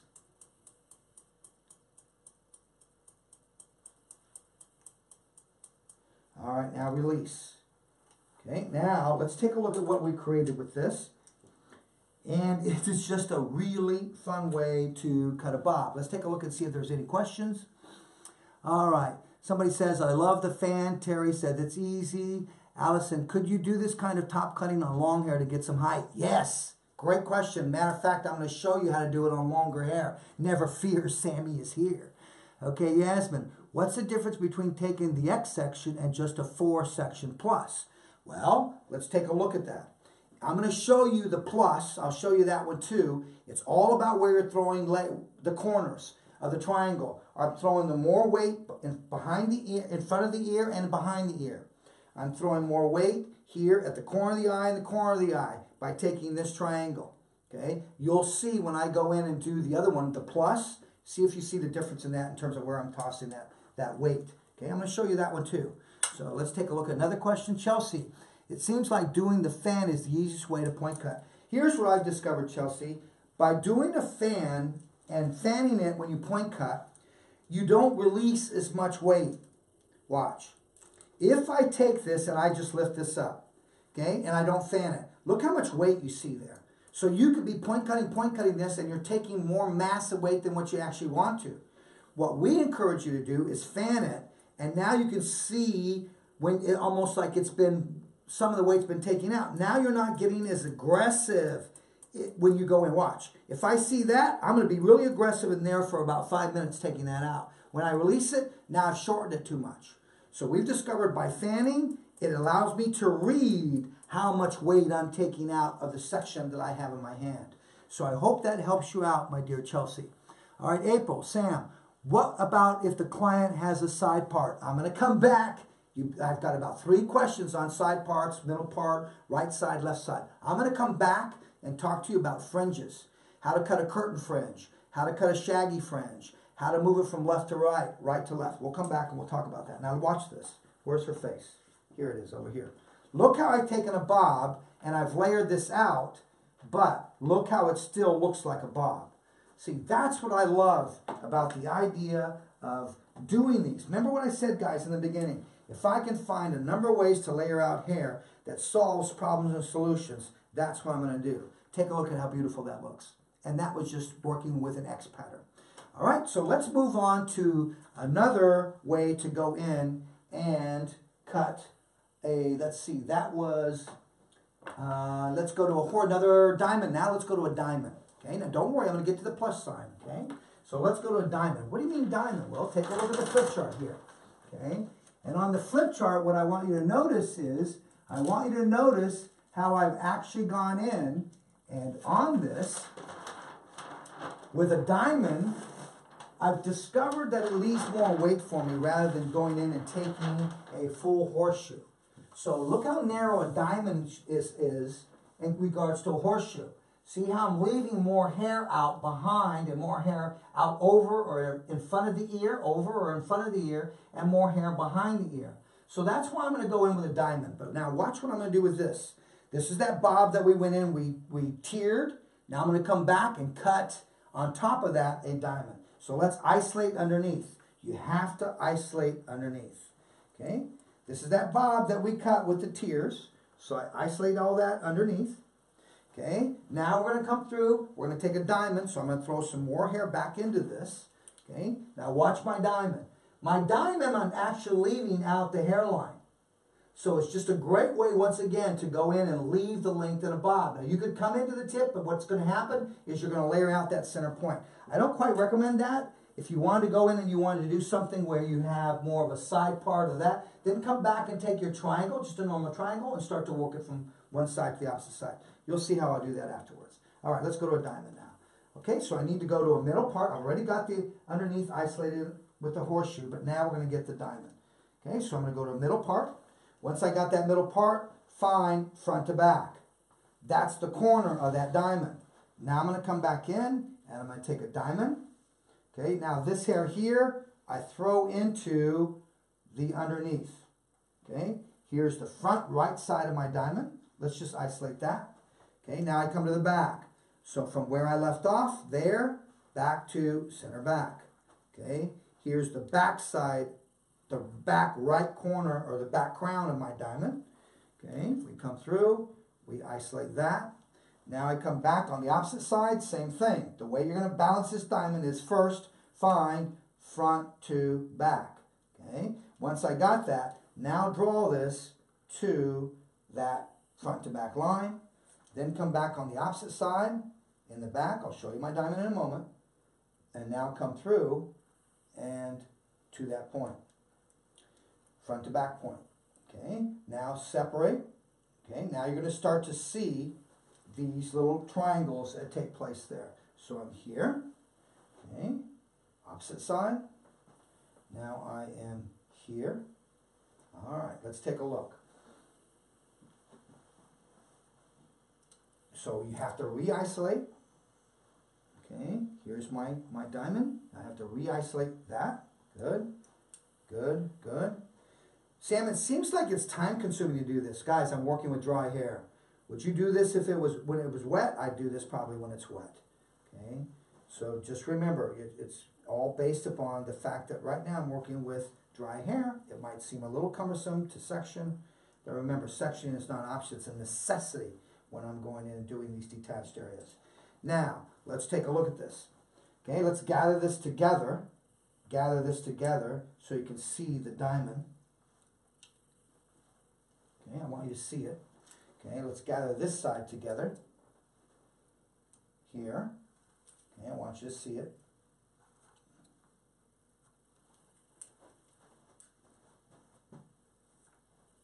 All right, good. All right, so now let's take a look at it. Okay? So what you see here now is you're going to see a line that does this. So it does this. So it's actually been I've actually gone through and taken a horseshoe section and just carved out a diamond. So you can see that I'm leaving this hair. If it's a one-length bob, this would be great for fine hair. You can see that I'm leaving much more hair, more one length, than I would a horseshoe section. I'm taking away and layering out. And I've got this diamond shape on both sides. Now let's talk about what we're going to do. I'm going to take this and I'm going to take vertical sections on this diamond. So there's the center. I mean, watch how I'll divide it into 4 separate areas. Vertical sections, and I'm going to cut vertically, but I'm going to elevate diagonally and cut short to long. This is going to leave me a little bit more weight. Remember, this is great for fine hair. So it leaves me a little bit more weight, but it gives me the length that I need on top. Remember, with a diamond, I'm leaving so much more weight underneath than I would with a horseshoe. So now let's come through. All right, we're going to come to the right side. Let's go to the right side. Okay, the first thing I need to do is I'm going to find center. So I go right to that center. What do you mean, Sam? You just lost me. I'm cutting the right side. I'm going to find that center. So I'm going to divide back triangle and front triangle. Okay, so let's divide back to front. All right, let's just isolate this one out of the way. All right, now think about what I want to cut. I want to cut this short to long. Okay, let's give you a back view of this, or a 3/4 back view. All right, so now I want to take vertical sections here on this diamond, and I'm going to over direct this back. So now watch what's happening. Because this is a triangle, more mass, that's why. More mass of hair is getting cut shorter, and less hair is being left longer.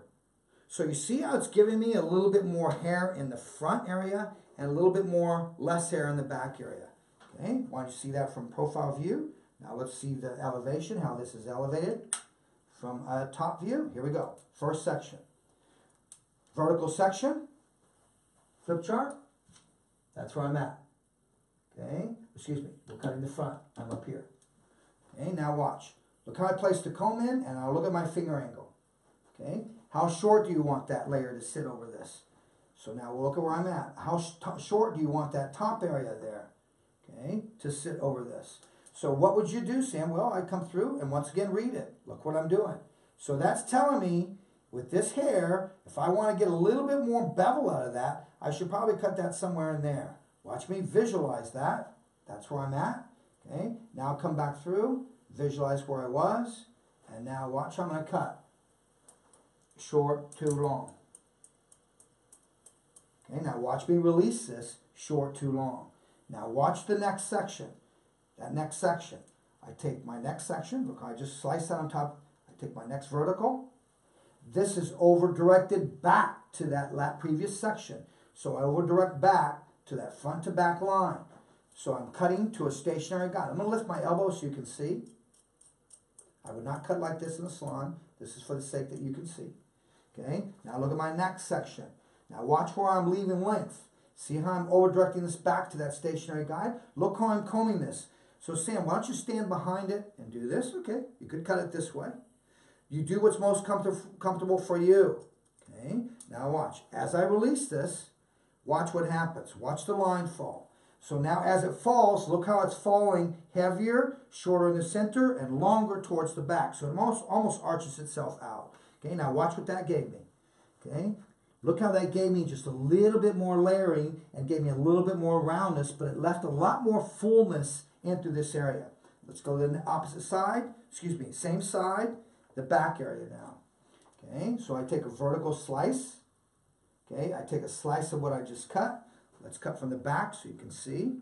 Okay, I'm elevating out diagonally. Look at me flatten. And now I come in and I cut a flat horizontal line. Okay, now I come back through, take my vertical slice. I'm over directing towards the front. So watch my last combing angle be from the back. Flatten and coming in and cutting.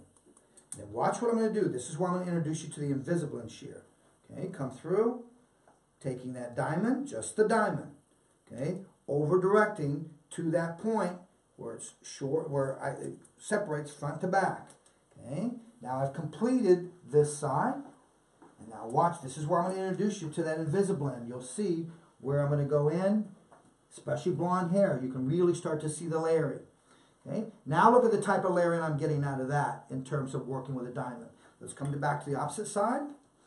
Okay, let's see if there's any questions. All right, is the shorter side of the diamond in the front of the head or the back of the head? The shorter part of the diamond, and this is Summit Salon Academy from Gainesville asking this question. Is the shorter side of the diamond in the front of the head or the back? Okay, think about this. Everything is being pinched over the ear. So the shortest part of this diamond in the inside, because I'm layering it, is right at that stationary guide. So it's going short to long, short to long. Remember, that's the idea behind this. Once again, pushing weight to the outsides of it. So that's what the shortest piece is. All right, let's see. Oh, guys, you guys want a men's class. Andrew, mark that one down. I just got a request for a men's class. Let's see. Michelle, can tilt the head down to see the top during section. Yes, Michelle, I will tilt the head down so you can see the section on this top, all right? Let's move to this opposite side now. This side, all of this has been cut. Let's get this out of the way, and then you're going to come back. I'll come back and refresh them. Introduce you to the Invisablends. All right. All right, so let's take a look here now. Let's take a look at this section, Michelle. Okay, let's tilt her a little bit. Now, that's my diamond. Okay, what I'm doing is dividing this in half. Okay, I started in the front vertical, and everything is over-directed to that point. Everything from the back of the diamond is over-directed. So the hair in the center here, because it's not moving side to side, the hair in the center of the diamond is the shortest. More hair, the hair in the back of the diamond is being over-directed to that position, therefore it's getting longer to the back. The hair here is being over-directed back to that stationary guide. It's getting longer towards the point of the diamond in the front. So let's go back through. Here's where I belong. Okay, so now let's take that back area, excuse me, the front area is what we're going to cut first. Okay, so now front of the diamond, back of the diamond on that side of the head. Okay, let's give you another profile view of this, or front view of this, excuse me. I'm going to give you actually 3/4. Okay, now let's go through. Now watch me determine my guide. The angle of that was critical.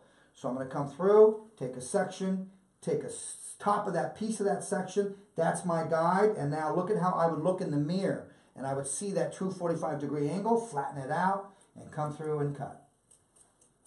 Okay, now watch the next part of that section. Okay, I've got that section.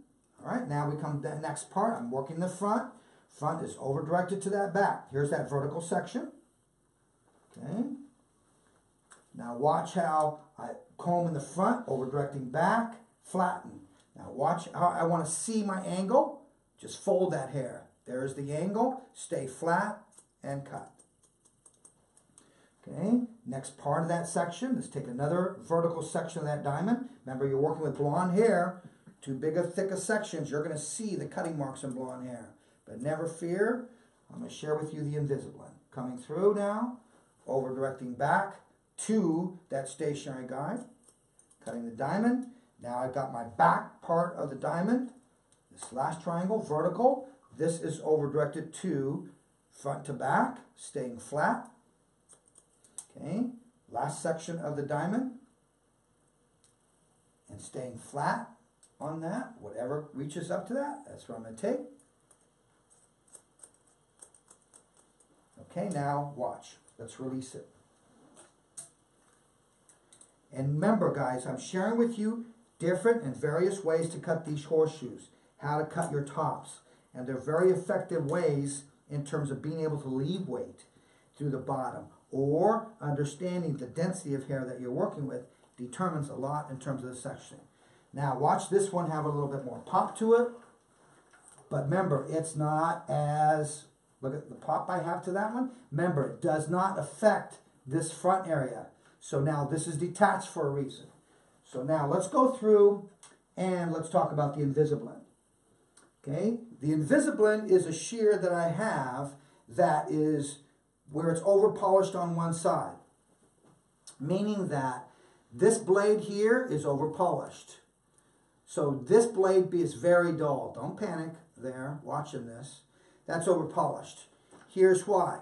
With the blending shear, this shear versus the Invisablend, this one gives you much more of a blunt cutting edge.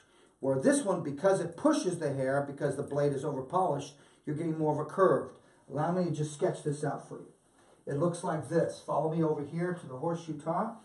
Or actually, let's take it from here. Okay, let's take a look at an Invisablend, or excuse me, a texturizing or blending shear first. Okay, if I take this section of hair and I close this, so if I take a section of hair,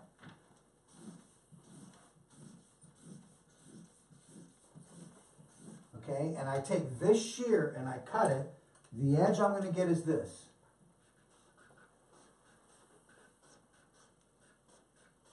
Okay, that's the difference when I go in and do that. You get that edge to it.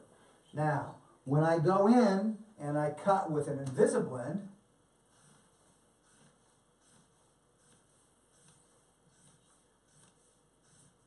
okay, so let's go in and we cut with an Invisablend. This is the edge that you get. So you get this edge.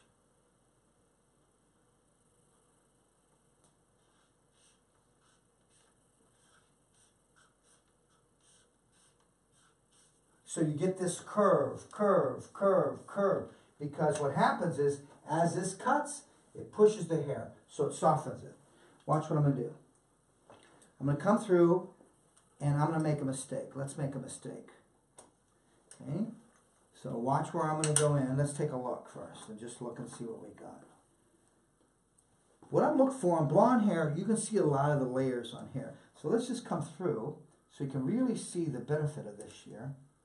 Let's come through and watch how I'm just going to cut a blunt line here. Don't panic. All right, now watch that blunt line. Okay, a lot of times on blonde hair, you see that. Okay, here's your tip when you see it. Anytime you see a blunt line like that, after you've layered a haircut, put the palm of your hand underneath where the line is. Take the back, the spine of the comb, and just start to do this. And eventually what happens is it lifts up. When you lift that up, turn your comb, and now come after what is hard. Too many times I've been through and just picked it up and I start to over-texturize everything that's below that. So you want to just soften that hard line. So now watch what I'm going to do. Take the Invisablend shear now. Okay, this is the Invisablend, the blade that's over-polished. Okay, now we're going to come through. Now watch how I'm going to take the Invisablend. And as I close, I'm sliding out. Okay, and as I close, watch the action of the hair. So you can see the hair move almost to a diagonal. So it pushes it out. And then the sliding action just makes that just a softer edge to it. So think of almost a razored effect, but a little bit more with a blunt shear in terms of what you get. Now watch how it's just taking out just a little bit. You think, oh God, he's getting aggressive with that. But it's really not aggressive in terms of the amount of hair that takes off. Now watch that line. When I release this, watch how that line has just started to disappear. And that's what's great about working with an Invisablend shear. See, what we did was we developed this shear because we knew there was going to be a lot of layering going on. Shags starting to happen. So what it's done is this shear will save you a lot of time in your layering in terms of when you're doing this. So it's just a great way to go in and do that. So here's what I want you to do, guys, is you're going to be able to go to Salon Centric. And at Salon Centric, for anything that's not discountable now, go to Salon Centric and you're going to get 20% off. But there's a code, I believe, that you need to use, and I'll find that code out for you, all right? So we'll come back and we'll talk about that in terms of that. All right, so that's what's great about Invisablin. So now watch. See, I can go anywhere I might see a hard line and come in and just soften. So what I find, too, is that an Invisablin saves yourself a lot of time in terms of point cutting. So if you want to go in and put hard edges in and then come back in and just use an Invisablin shear to come in and soften edges out, feel free to do that. But you can see how you can go in and detach the top area of a haircut and then come back through, and then what you do is you come back through, you see it, and you just come through and you take it out. Now that's my disconnection from that front area. See, I'm just softening that out so I get a little bit more of a visual blend with that, but not so much a technical blend. Look here what I've seen.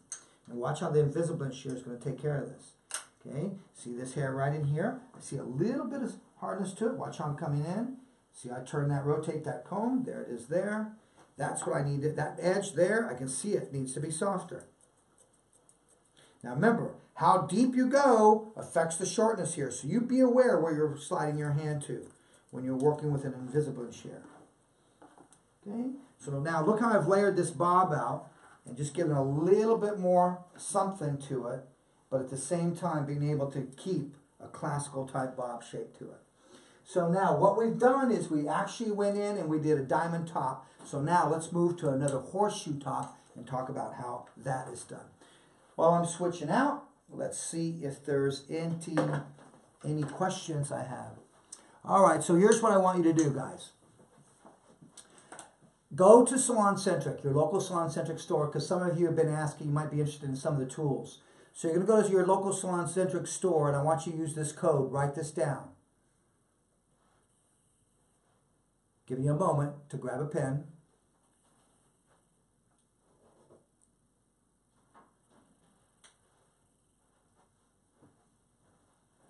All right.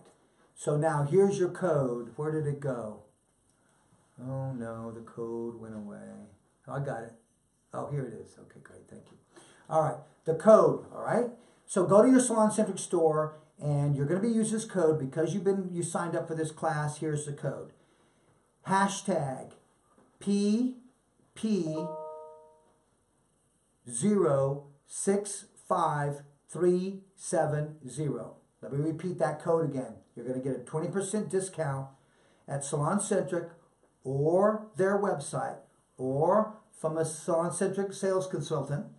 You'll get 20% off, and not on a tool that's already on promo. On a tool that's not on promo. Use this code for 20% off.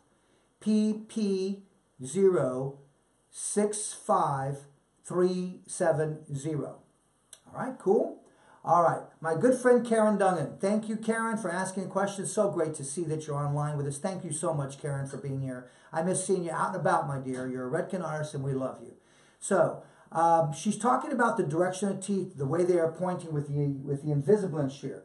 With the Invisablin shear, the direction of the teeth do not come into play, whether it's pointing down or pointing up.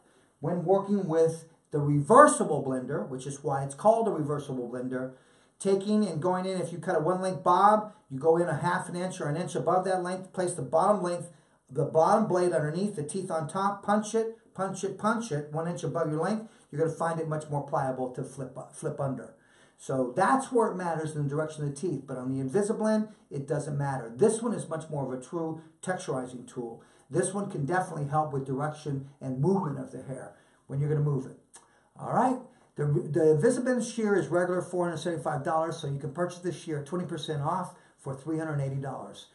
Thanks, guys, for that. I just wanted to make sure I got that in on behalf of Salon Centric. All right. Can you again, this is from Allison, can you remind me again the difference between Invisablin versus reversible blending shear? Right now, I just have the reversible. Okay? This one is good for removing weight. This one is really good for removing hard lines that you have in your layers. So when I want to go in, I want something where I go in and remove weight, A lot of times I'll work with the reversible blenders. The Invisablend is when I see hard lines and I want to get that hard line out. I love it more as a texturizing tool. So think of this one as a reversible blender where you place the teeth. It helps with direction of the hair and it removes the weight. Whereas this one will allow you to texturize the hair a little bit more and create softer edges. Thanks for asking that question there. Can you use a swivel shear for dry and wet hair? Yes, you can. As a matter of fact, the 7-inch shear that I've been using, this one is swivel, which is, where'd it go? Right here. Okay, this one here is swivel.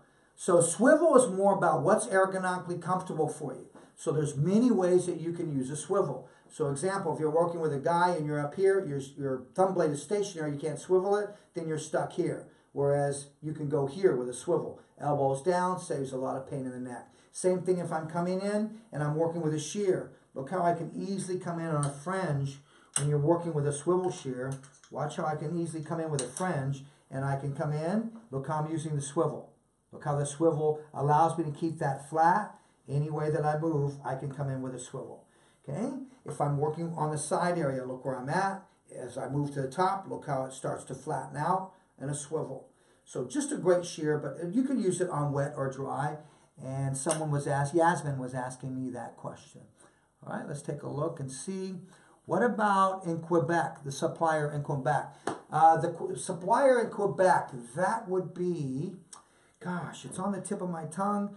My team will text it and put it up there. JP Concepts. That is the supplier in Quebec and Montreal. And by the way, I am coming into Canada, and I'm coming to Toronto, Canada, May the 27th through the 28th for the Redken Fusion Show in Toronto. For tickets, make sure you see your Redken distributor in Canada. That's Summit Concepts, that is JP, the Alternative Beauty Supply, Halifax, that's Maritime, and then you have another one up and way up north, and I can't recall who it is. Please forgive me. But Canada, oh Canada, who's going to win that hockey game tonight? I hope the U.S. does, but oh Canada, you are tough. Let me see. We're talking about Toronto, the Fusion, May 27th, 28th. Make sure you check out that show. Check out tickets for your Redken distributor. All right, let me continue, guys. I want to go through, also in March, I just got this. Also in March, our Signature Series shears are $125 off. Geez, guys, what are you doing? Giving the tools away? That's a great price for the Artist Series. All right, Concept JP, that is your Montreal distributor, your Quebec distributor. Let me see, Montana. It would be nice to have a video or a class on your tools for students. Make sure you go to my YouTube, Montana Academy. My YouTube has all the YouTubes on the shears, what they are, how and why behind them. Also on swivels, it talks about 5 different positions, and you can find that all on my YouTube/Samvia, our channel. You'll find that out. All right, let's continue on. Okay, Concept JP in Quebec, I've just been told, they run their own promotions. So the promotion I'm giving you only works with SalonCentric. But you were asking me Quebec, who's the distributor for the Samvia tools? It's Concepts JP, and remember, they run their own promotions. All right, let me see here. I got another one. All right, this code that I gave you, PP065370, that is for SalonCentric only. It's not available for state RDA and for state. Have your store owner talk to Tom Keefe from Samvia, and they'll help you figure that out. All right. I hope this is helping you guys. All right. Oasis Salon in Lancaster. Hey, so glad you guys are on. Thanks for being on board. I hope you guys are staying nice and warm. I understand you might be cold. By the way, I'm coming to Philadelphia for the Philadelphia premiere show. I'll be there for that, and make sure you come and check us out there. Okay, let's move on. Where am I at? We just did this. All right, so we just did the diamond. Guys, if you're enjoying yourselves and you're learning something, just give me a hey, meaning that you're enjoying it. Keep the questions coming, as I'm having a good time and really loving the opportunity that we have together for 2 hours. I hope you're enjoying yourself, and this is something that we want to do, this online academy. And remember, make sure you spread the word when you purchase your ticket. I mean, how awesome. You have a virtual ticket for life on this one class, and you can go back, watch again and again and again. Let's move to horseshoe top. This is the one that I was telling you about earlier. This is the plus sign. Now we're going to go to the plus sign. Last one I showed you was an X. See the difference in this in terms of where I'm throwing that at? So when I did the X was like this. So the triangle sat more like the red lines. The red lines. So can you see where I'm throwing it? Look where I'm throwing it now. I'm throwing it more in one direction and more in another direction. Whereas before I threw it more square to the corner of the eyes. So here I'm throwing it more to the middle and just over the ear. Watch where we're going to go. All right? So, oh, it's been 2 hours already? I'm at 8 o'clock? Guys, do you mind if I continue? I've still got some other things that I want to show you. Wow, my clock stopped. It sure did. Mine says 5 after 7, and I've been going by my watch, guys. So if you don't mind, I want to show you a couple more things, guys. So hang in there for a couple moments. Let me show you this that's on the top here. All right? So let's go through. Let's create a horseshoe section. I'm so sorry that I have been looking at my clock on my watch the entire time, and I cannot believe that 2 hours have already gone by. All right, let's continue on. Are you guys okay if you hang on? I'm going to give you more stuff. You want more stuff? Yes or no? Hang on, guys. All right? Let's see. Let's go through. I just can't. I'm just like in shock that it's been 2 hours and my watch is stopped. My apologies, guys. Good thing I'm not in the salon. Jeez, that would be trouble. All right, here we go. Let's isolate the underneath. So I isolate that. I isolate the underneath. Isolate the underneath. All right, so I'll come in and isolate the underneath. All right, so let's make sure that. Now we're going to go middle part. So watch how I'll go middle part. Okay, so I'm going to come in middle part. Okay, now I go middle part. And then watch with a middle part. All I'm simply going to do is just play with this plus sign. So this is something that I've been doing on a regular basis in terms of that. So guys, stay on with me. I got just one more thing I want to show you, and that's the side, the parts. I promised you I would show you that. So I'll show you how that can work on the parts. All right, here's the plus sign. Here it is on top, in the front. All right, so thanks for hanging in there with me, guys. I hope you've enjoyed this. All right, here we go. I've got about 10 more minutes with you that I want to share with you. My apologies for going over. It's my fault for my watch stopping. I mean, really, can you believe that? Look at my watch. 7 o'clock. It stopped. All right, here we go. Now watch what I'm going to do. Here's what I'm going to do. I'm going to come through. Now watch how I'll take number 1. That's the back right here, so take a look at there. 1 is going to come to number 3. 2 is going to go to 4. 3 is going to go to 1. So now watch how I'm crisscrossing these. Whereas before, I threw it, it was an X, where I threw the weight over the ear, threw it over the ear. Now I'm going to throw it behind, in front, and in front. So here we go, in the back. Okay? Okay, so here we go. I'm going to bring it up. So what time do we have now? We've got 8:08. Guys, I'm going to go on for about another 10 minutes. Here we go. All right, I bring this up. All right, now always when you do this, determine your length. Now look where I'm throwing it. See where I'm standing now? I'm throwing it way towards the corner and behind the ear. Whereas on the X, I was throwing it over the ear. That's the big difference. Someone was asking that earlier. What's the difference between the plus and the X? Here we go. Now I come through. Look at my finger angle. My finger angle is parallel to the base of that triangle. So now watch. When I release this, watch what I get. I automatically get short to long. Now remember, this is that mannequin that I went through and I did that U-shaped layering, pulled it all forward and then pulled it to the crown.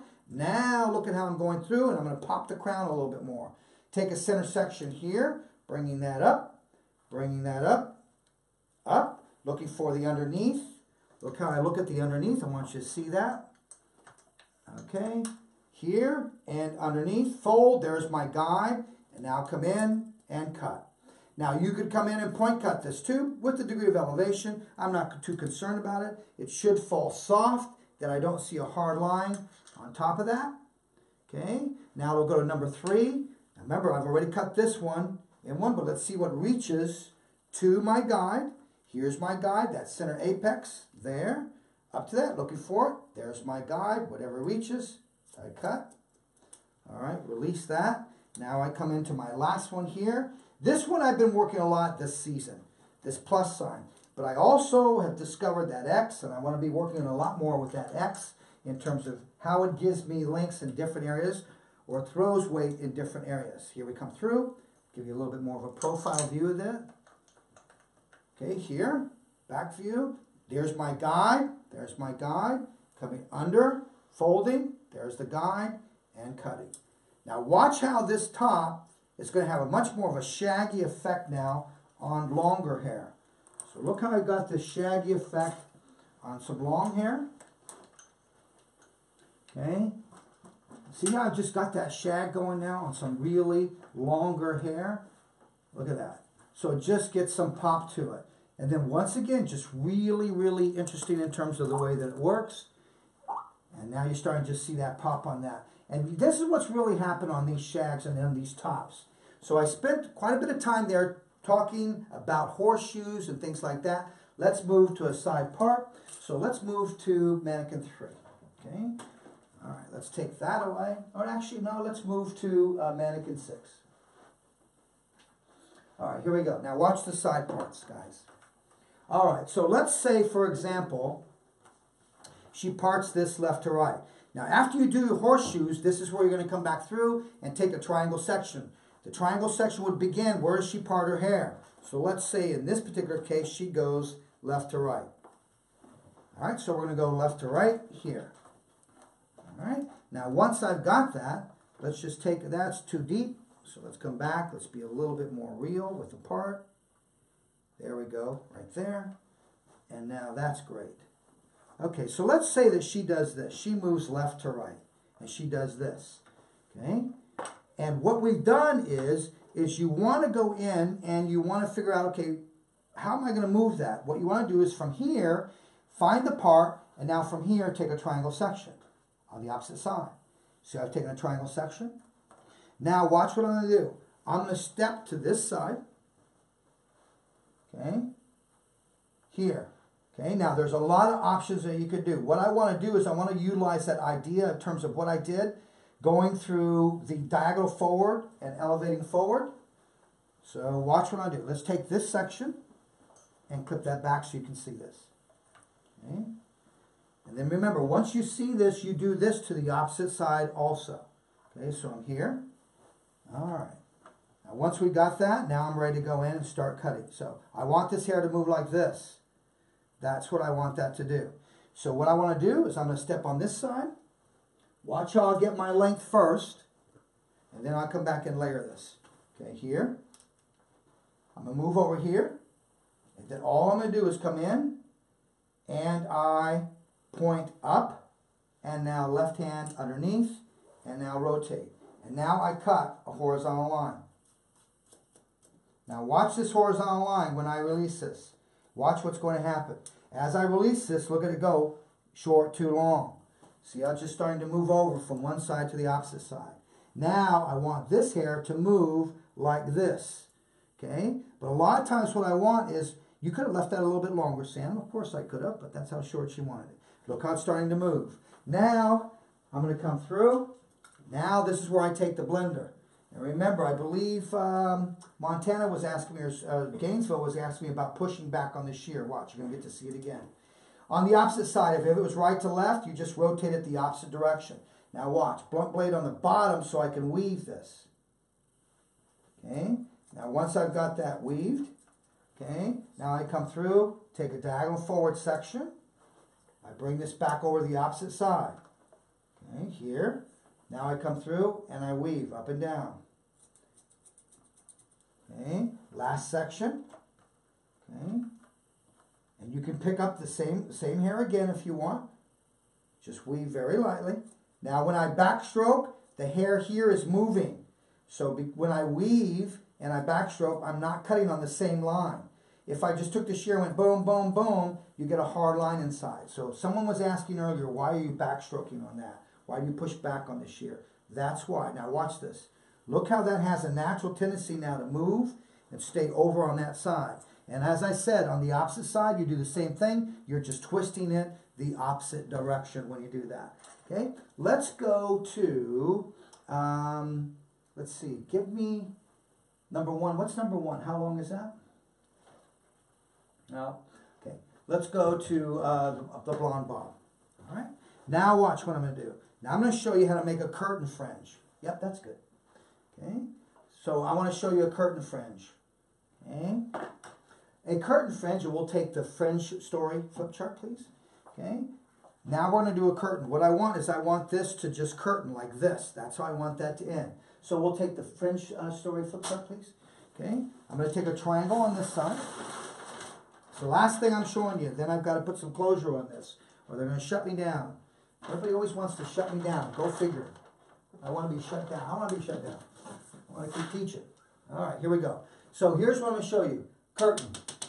This one is awesome right now. So it's important I show this one to you, and then we're going to call it a night. Okay, because it's almost 8-something here on the East Coast. I can't thank you guys enough for joining me today. I hope that you've really gotten something out of this. Remember, I gave you lots today. Go back and look at it again and see what you can remember or how it's going to work for you. Okay, now watch. I want this to sit like this, like a curtain. Just opens up. So we're going to come through, take a diagonal forward section. Okay, now it's just like I did that long hair creating the face angle. I want about nose, right there. Okay, look at, oops, wrong shear. Look at my elevation, look at my finger angle. So I'm elevating diagonally. Okay, next diagonal forward section, parallel to the previous. I come up, elevate up. Okay, next section, up. Okay, now watch what I'm going to get. As I get this, look at how I'm going to get this where it just folds all the way back. So it's just really important when you do this. Once again, here's where I'm at. Diagonal forward section. Take a slice of what I just cut on that opposite triangle. There's my guide. Elevate to that center. Curtain fringes are about center parts. Okay? That's what curtain fringes are about. They're in the center. If it's a side part, well, you got a curtain on one side and a drape on the other side. Don't know what to tell you. Okay? But they work best from center parts. Very 70s like. Okay, here. Right to that center. Okay, then the next thing you need to do, guys, is you got to bevel this. So there's nothing better than beveling this with your blow dryer and beveling it with a iron. So you can bevel it with an iron or you can bevel it with a blow dryer. Watch what I'm going to do. Bevel it first, then move it back. So I want to bevel. Okay. I'm working with an Artist Series dryer. It's a little bit heavier, but it has a lot more airflow to it. So if you want it, if there's a tribe out there, you're looking for a more powerful dryer, then definitely, if you're okay with the weight, invest in an Artist Series and you'll discover you're going to get a little bit more power out of the dryer itself. Why? Because it's a different motor. Okay? So Sam, what are you doing? Well, right now I'm just beveling this under. Anytime you want something to move back and away from the face, it's important you bevel it under. Then go in and comb it back. Now watch my curtain. Middle part, okay? Eliminate that clip. And now just come through. And now watch how that curtain fringe falls. And now on this side, okay, eliminate that clip. And now watch how that curtain fringe falls. And now you've been able to see how you get this curtain that just opens up, and it's just really a fun thing to do. Guys, I can't thank you enough for hanging out with me for the last 2 hours and 15 minutes. I certainly hope that you're walking away with information that you can use behind the chair. At Samvia, the heart of Samvia, it's about your hands. That's the ancient heart. It's about your hands and taking care of your hands. That's why we work the ergonomic tools. The E in heart is all about the energy, the education that Samvia brings, the brand, what we bring to you. We want to continue to bring you things that you can use behind the chair. The A, it's all about anxious. We're so anxious to get out there and teach, teach, teach. All we want to do is upgrade the standards of this industry as a brand of Samvia. And then you're talking about the R. The R in heart, H-E-A-R, the R is all about rewards. With risk comes rewards. If I can do this, you can do it. It's a matter of just practice, practice, practice. And then T in heart is all about time. Remember, it doesn't happen overnight. It takes time. So I gave you H in the hands, E is about the education, A is about being anxious, continue to be anxious and learn, R is about the rewards, taking the risk, and T is about time. All the time, Sam Villa Education shows up. We'll give you something that you can use behind the chair. That's the heart of Sam Villa. Future events that we have coming up on March the 27th, our online academy continues with Andrew Carruthers. Andrew will be discovering undercuts and underlayers and all of that and how it's really transformed the industry in terms of what we're doing and disconnections, how they work with us in today's world. It's now become a technique, not just a trend. You can purchase those tickets for March 27th. And remember, when you purchase a ticket for the online academy, that's your virtual ticket, meaning that it will last you forever. You can use it lifetime to go back and watch these particular events that you purchased for that ticket. So go see samvilla.com/workshop. The code for Andrew's class to receive a 20% discount is Undercuts. UNDERCUTS. Undercuts. And the class, $35. Undercuts code, you're going to save yourself 20%. Don't forget, I'm going to be with Redken April the 28th to the 30th in Chicago for the ABS show. Make sure you see me. Do me a favor. What makes me really, I love what I do.